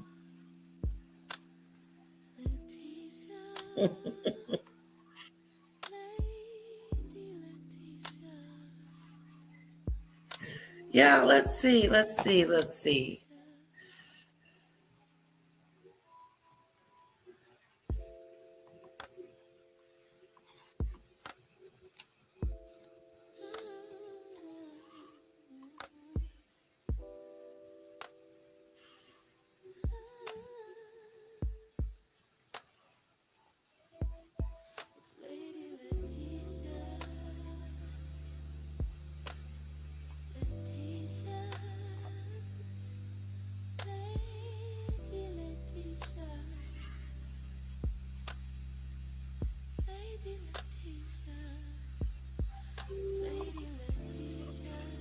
He's got two of them. Which one? I don't have to tell you things about Debbie.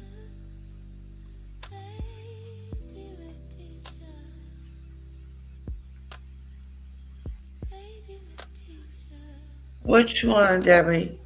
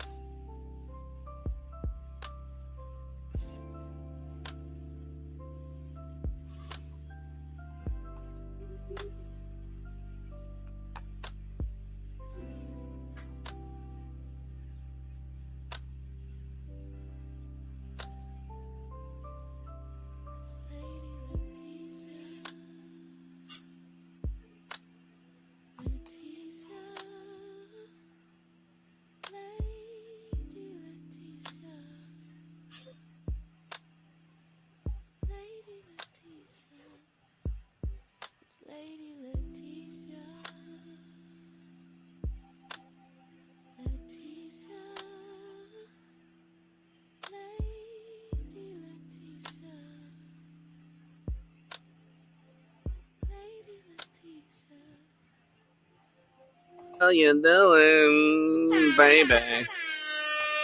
Folks, got a big show here. Been off for a little bit. Oh my God. Don't even ask.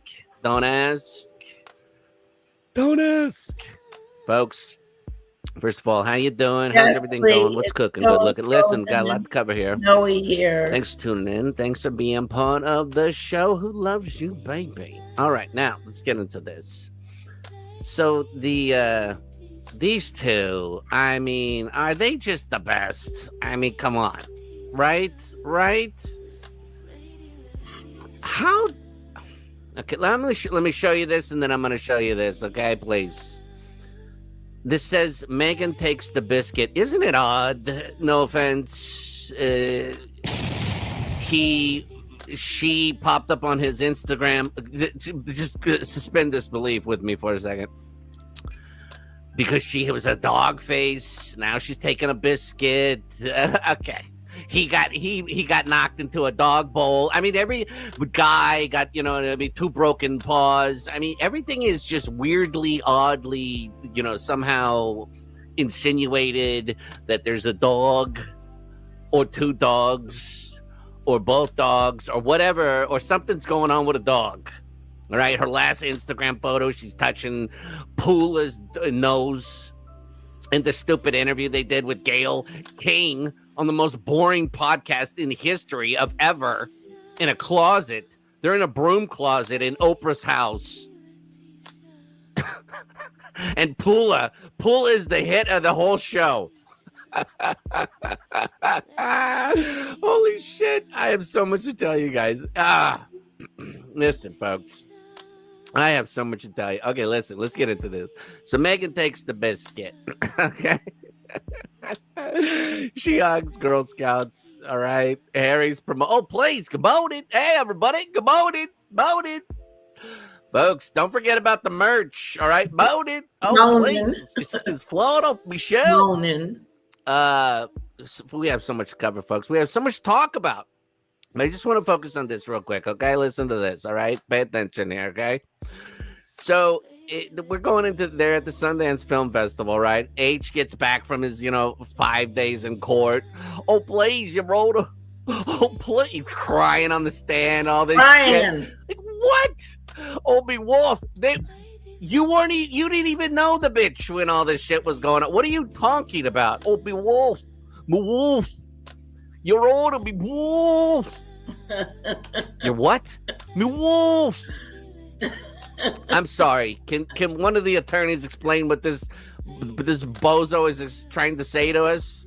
I can't. The court wants to recess. What is this man saying? Me Wolf, you're old. Listen, let's get into this. Sharkle, 44, who's been 44 for 5 years now, went to Utah. Okay, another trip, another blowing the ozone's ass out of the ozone, right? Flying private, I'm sure. Oh my God, it's the only way. It's the only way a bitch travels. Please, I'm not gonna fly. You think I'm gonna? What do you think? I'm on Southwest? Yeah, I don't think so, bitch. So she told a reporter, listen to this, okay? You ready for this? These two, I'm telling you, they couldn't. Why don't they up the money? They couldn't hit something good. They are the worst. They are the absolute toxic worst. They're magnets for bullshit. It is unbelievable. All right, listen to this. She told a reporter, this is coming from Megsy, it really embeds such great values from the get-go. I was a Girl Scout. My mom was a troop leader. No evidence of that whatsoever.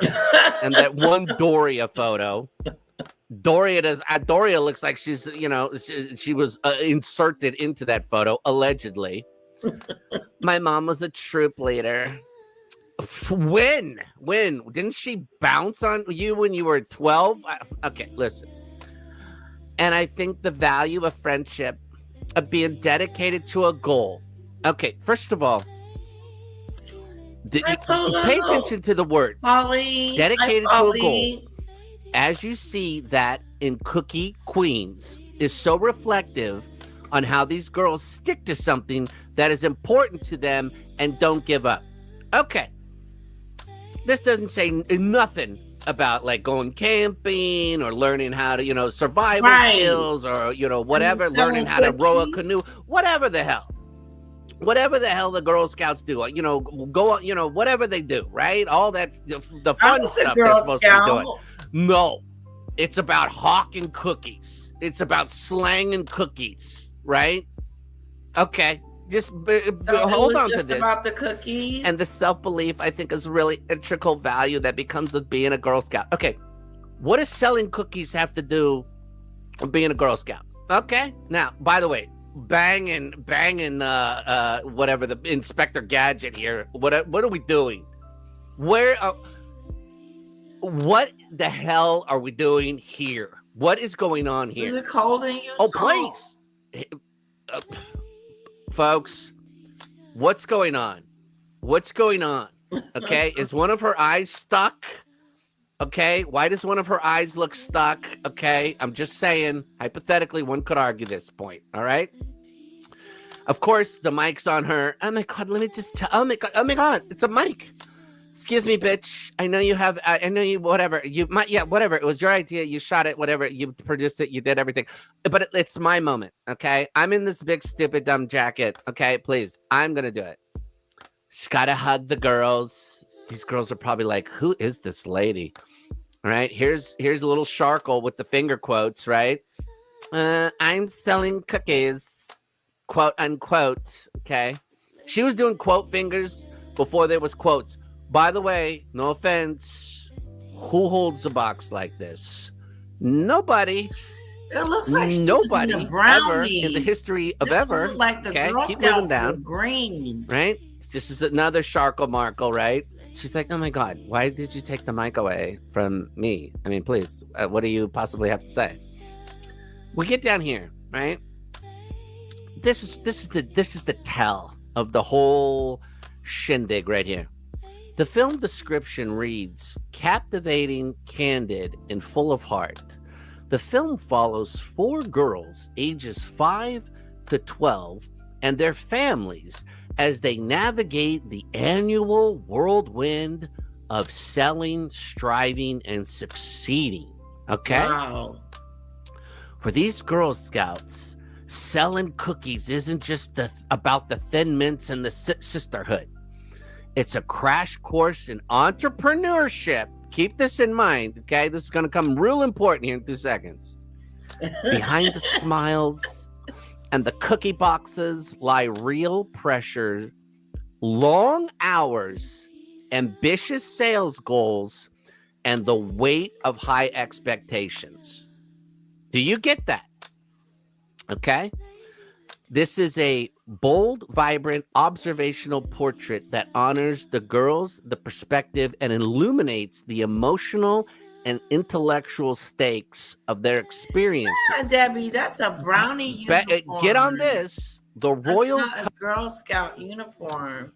My Girl Scout uniform was green. It was a green outfit. I was a Girl Scout, and the brownies were brown. They were called the brownies. Yeah.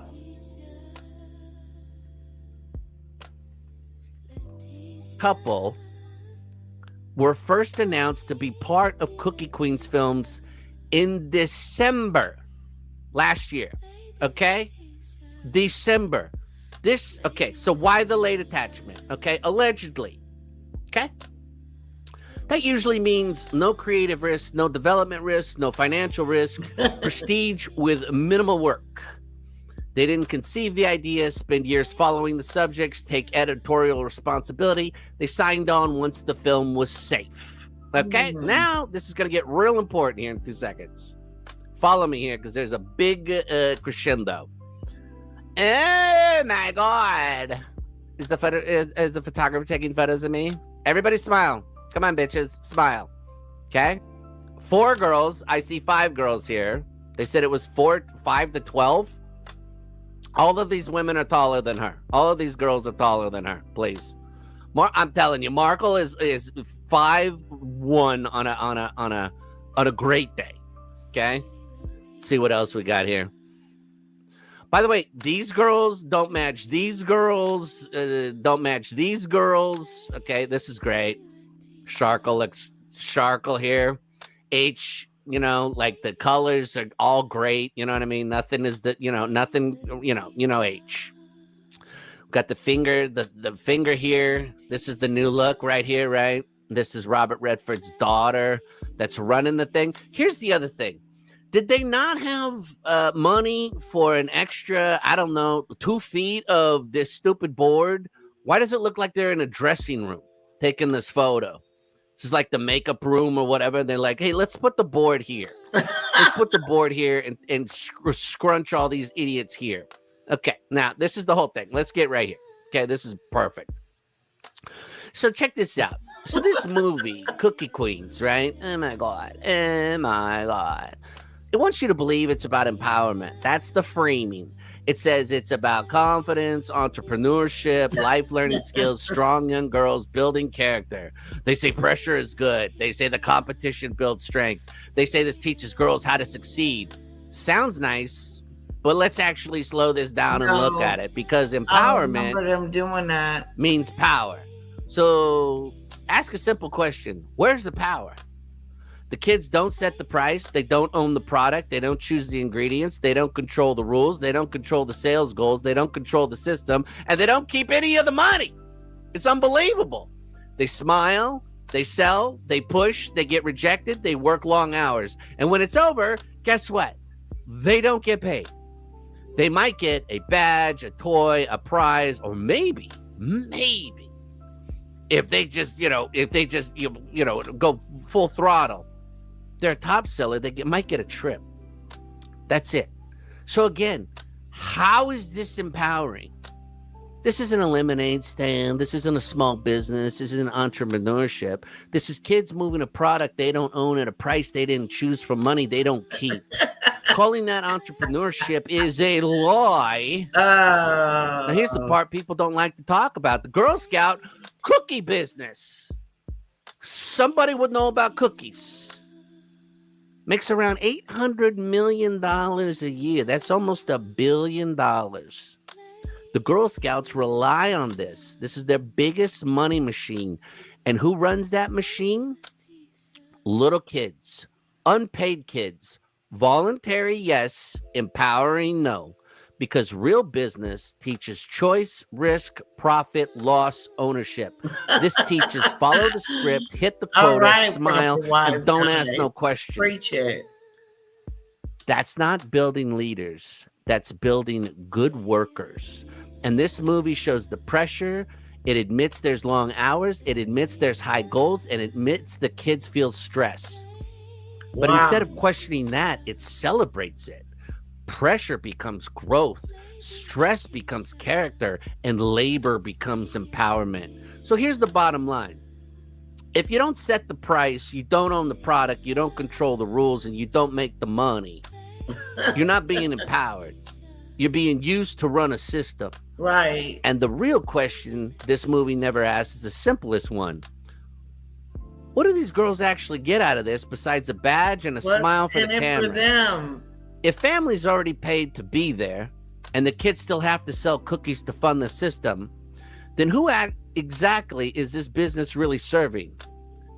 That's the question this movie won't touch.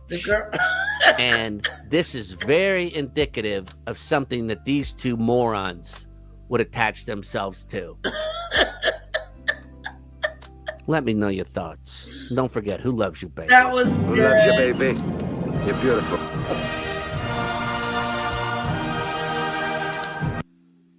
That was so good.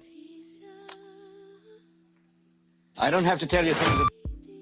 Floozy and a boozy. And don't even forget, Christopher Boozy was one of their people that work for him. Please.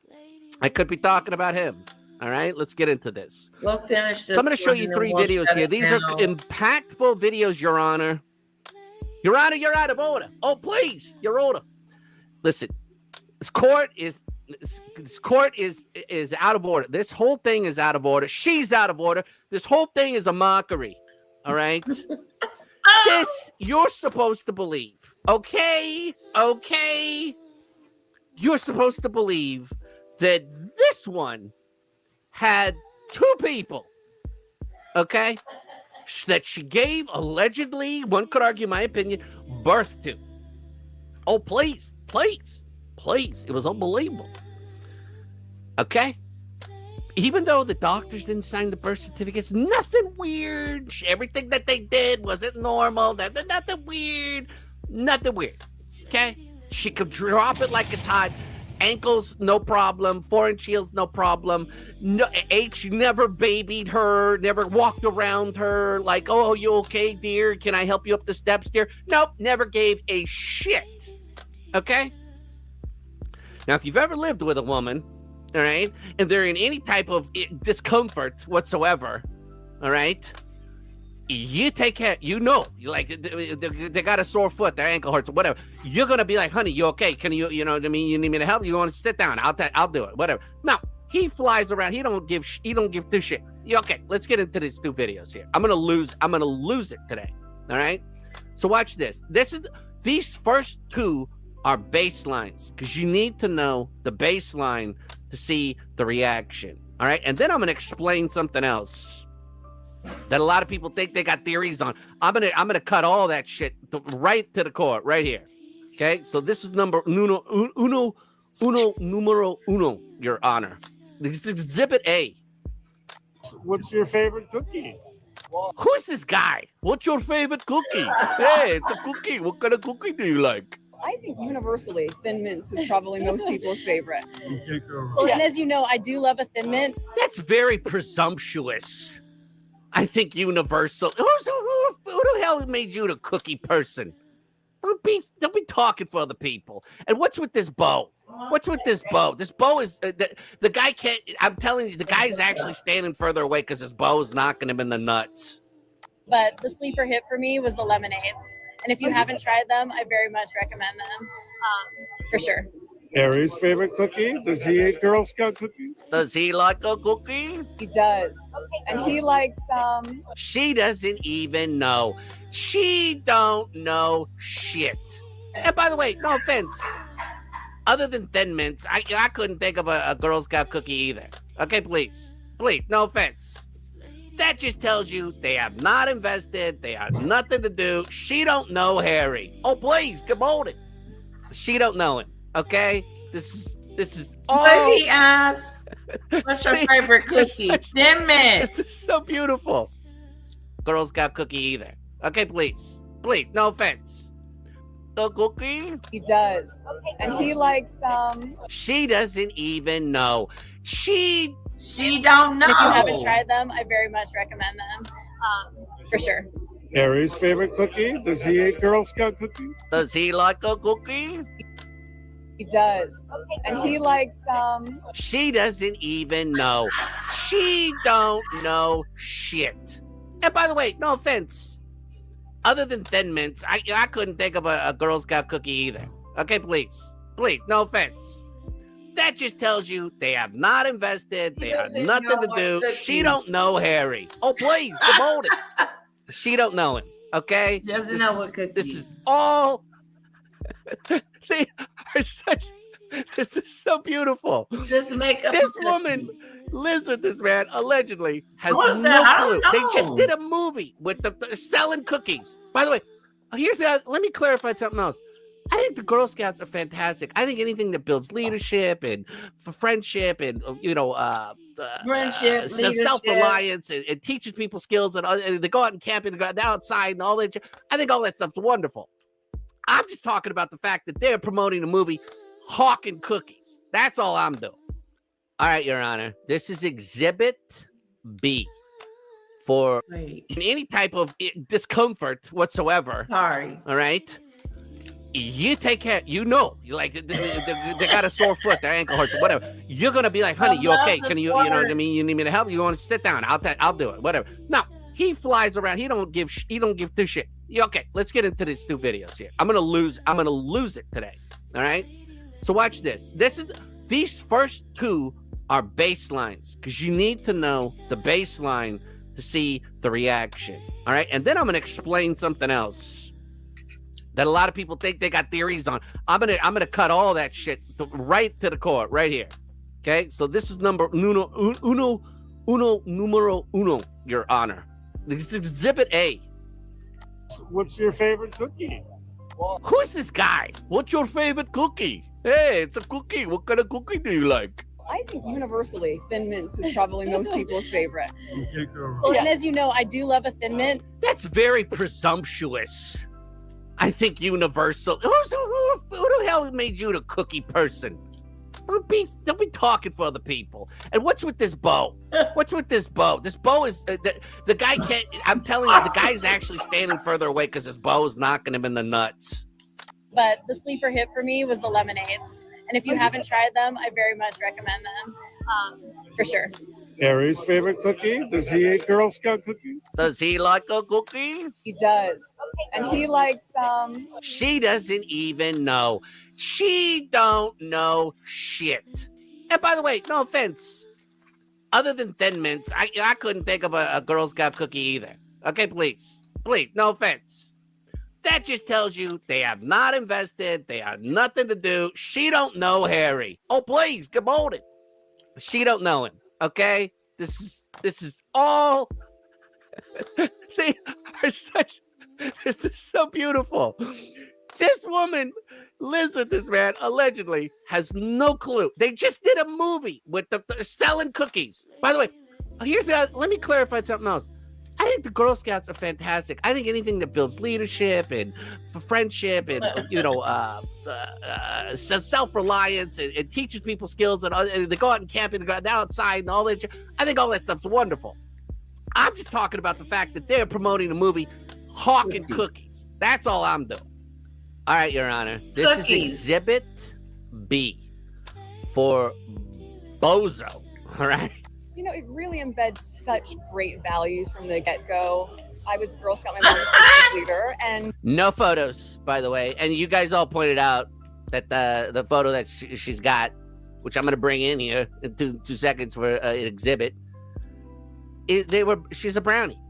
And by the way, the mom looks like it doesn't even. It looks like she's inserted into the photo. She's a brownie. I think the value of friendship, of being dedicated to a goal, as you see that in Cookie Queens, it is so reflective. The goal is to sell cookies. That's the goal. That's not the goal for joining the Girl Scouts. Nobody said I want to join the Girl Scouts so I can sell cookies. Of how these girls stick with something that's important to them and don't give up. And self-belief, I think, is a really integral value that comes to being a Girl Scout. Selling cookies. You know, it really.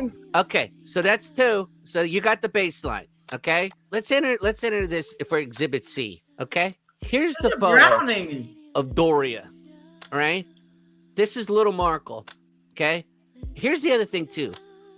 I'm assuming this is somewhere in the 80s, maybe early 90s. I have no idea. Okay, based on their imaginary ages, I have no idea how old these people are. This is what I know. Why is everybody in her photos? Nobody's ever looking in the same direction. Okay, the cell phone didn't come out with a camera and shit till what? What was that? 2000? What? I don't know. What? I don't know. So it's like, you know what I mean? It was a paparazzi taking photos. Why is everybody looking in different directions? When you'd be like, okay, everybody look over here, and then another parent would take it, another parent, whatever. She's looking it this way. She's looking, I don't know where. I don't know, this way, maybe towards this camera. This girl's looking towards this camera. This kid looking another way. The kids, and then where is she sitting? Where is she sitting? Here's Markle's right knee. I think. Maybe the left. I don't know. She's sitting on the kid's legs? Who does that? Let's get into this.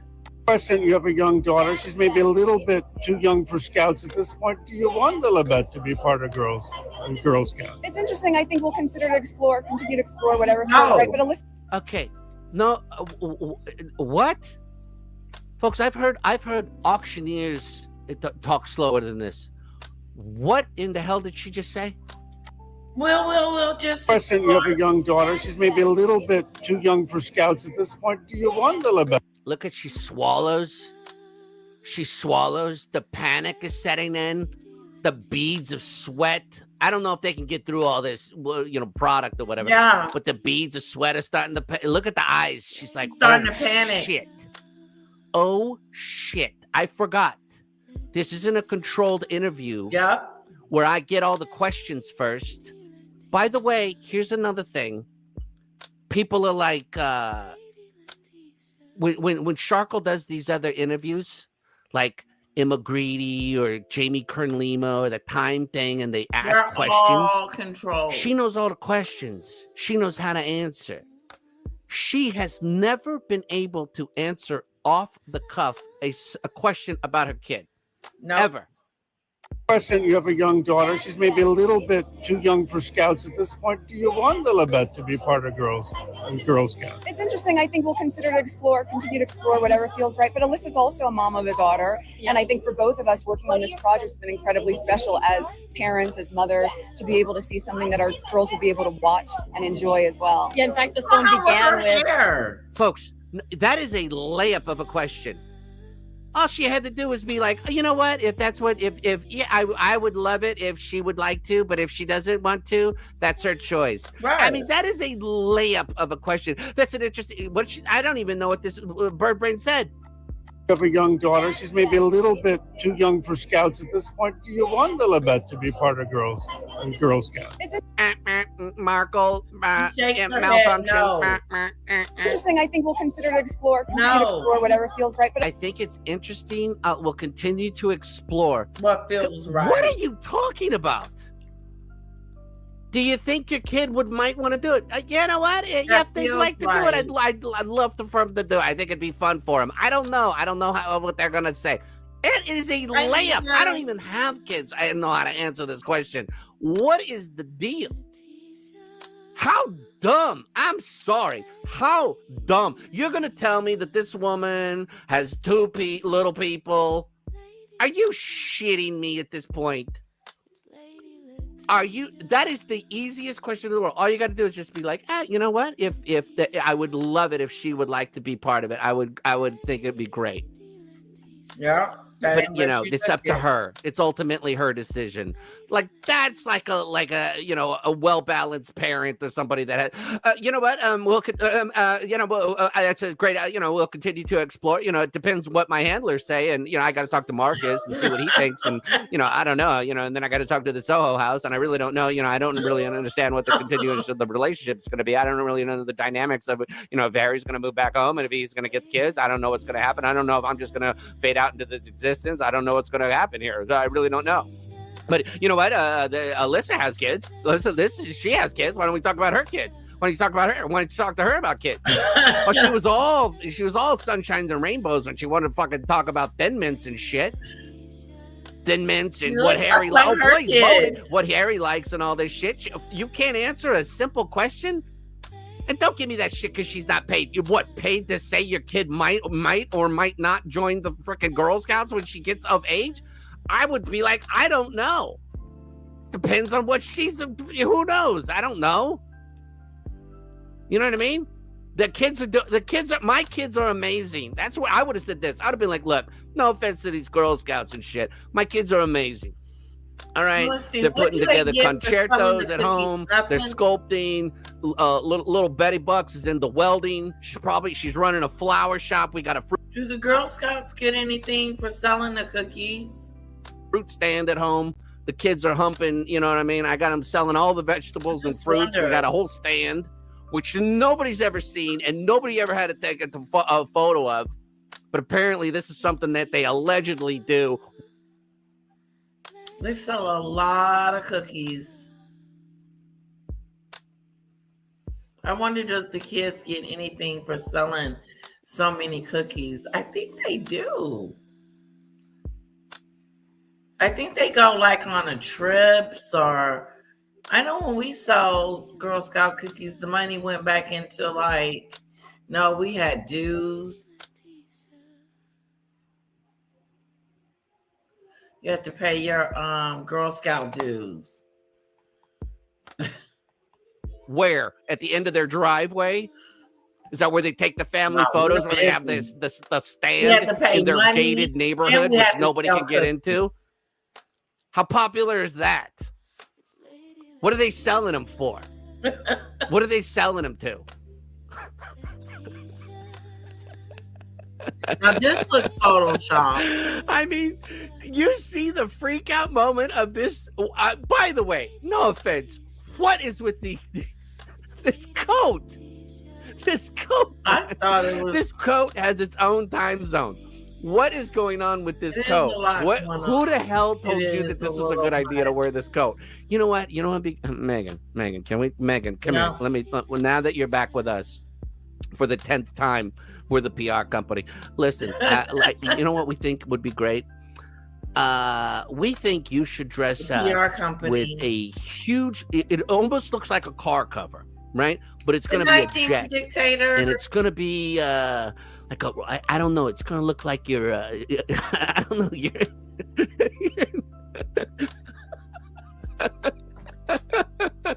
you're in the fucking. You're in the Navy or something. I don't know. You know what I mean? I don't know. It's gonna look like you're I don't know, a ship captain or something. I don't know. We just really like this big, stupid, dumb coat. All right. Yeah, that makes no sense. It makes absolutely no sense. Yes, yes. Do you look ridiculous in it?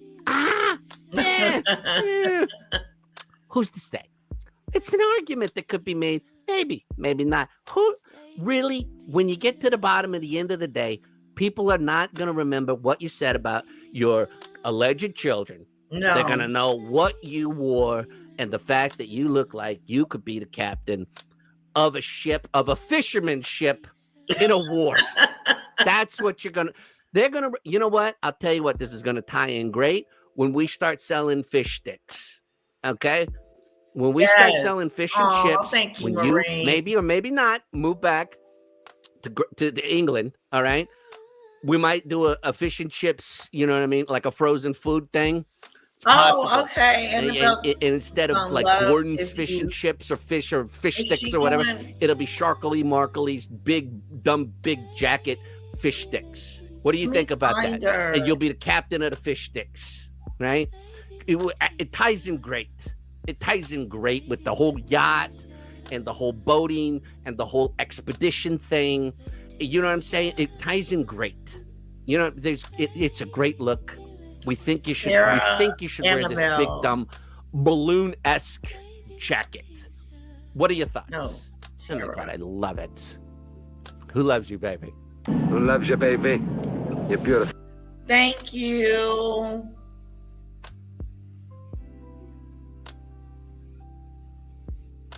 I don't have to tell you things are bad.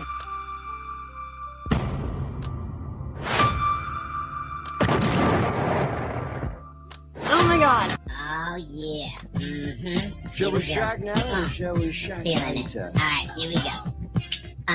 Don't be fooled by the rock.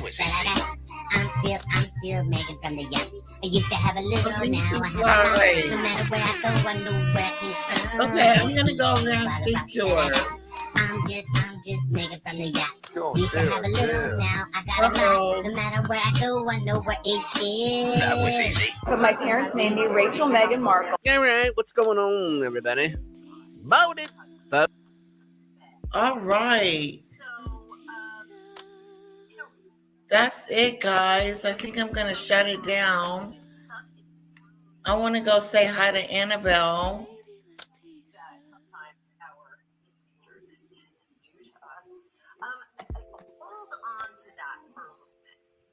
Check her out, guys. Check out Annabelle. Hold on one sec.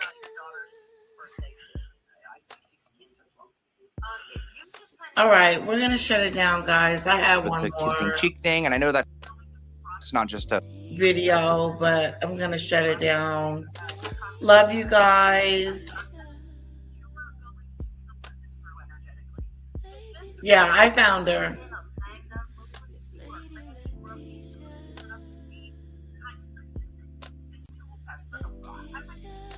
Bye, guys. Have a wonderful, wonderful afternoon and a wonderful day. Thank you, Payne, for always showing up for me. I appreciate that. I appreciate all you guys that show up for me. It really means a lot to me that you like to hang out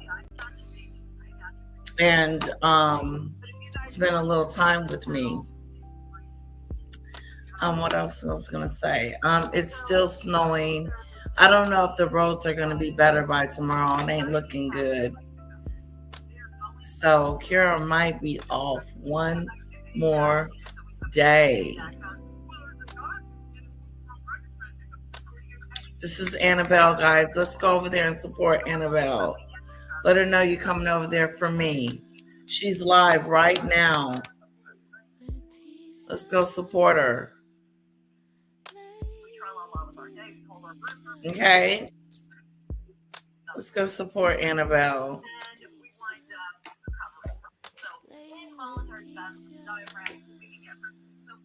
Bye, lovelies.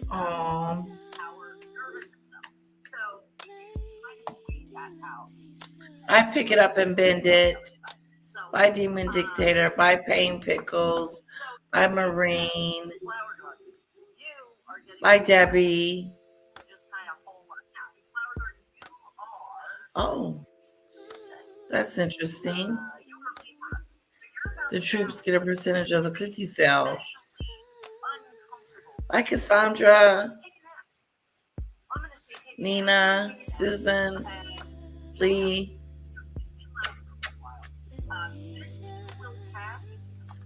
Hello, Cassandra. Hello, Daisy Lee. We're going over there to Annabelle's, Cassandra, if you want to go with us. Hi, Dale. Oh, you got some rides. Good for you. Yeah, I'm going to go say hi to Annabelle, and then I'm going to go play some games with my daughter, play paint or play with the Play-Doh, just play together, you know? So I will see you lovely people over there at Annabelle's. Click the link. You'll be right over there. Okay.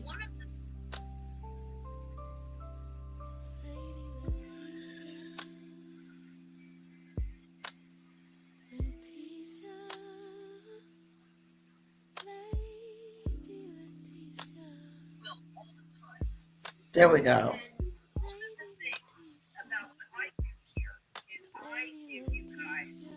Instructions. I'm your GPS, your spiritual GPS, to help you get through energetic bad times. Again, part of the reason why I'm going to be studying astrology, because I want to know what the story is, what kind of map we're working with. See her little call? So there's a traffic jam. Annabelle.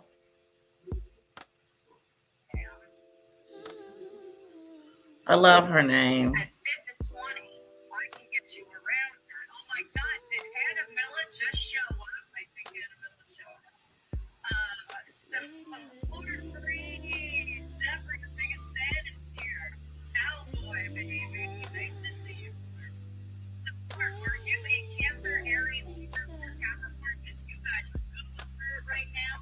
I got Lady Letitia in the chat here. Lady Letitia, you too. Question for you. Cancer, Aries, Libra, Capricorn. If you're one of those, we're going to have a fantastic day. I want to give you some cards to help you out.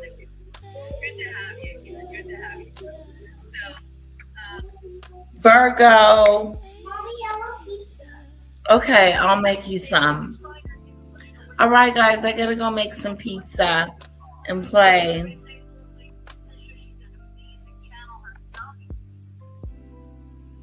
So go over there, check her out.